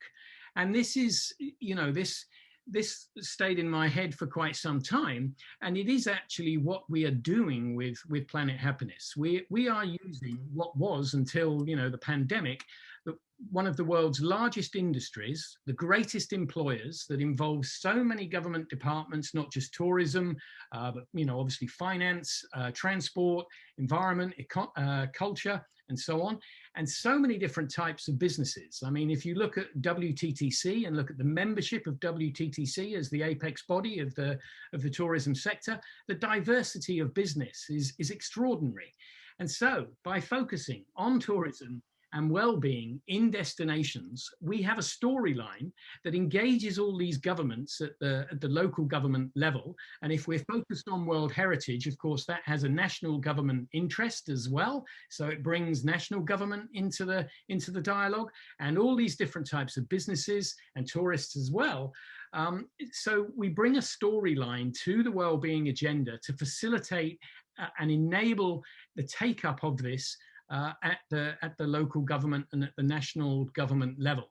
And this is why I think our project, Planet Happiness, with the tourism sector is quite exceptional and exciting, because it has this real possibility to accelerate the take-up of this agenda to fix the problems that, depending on GDP alone, leaves us all with and is destroying the environment.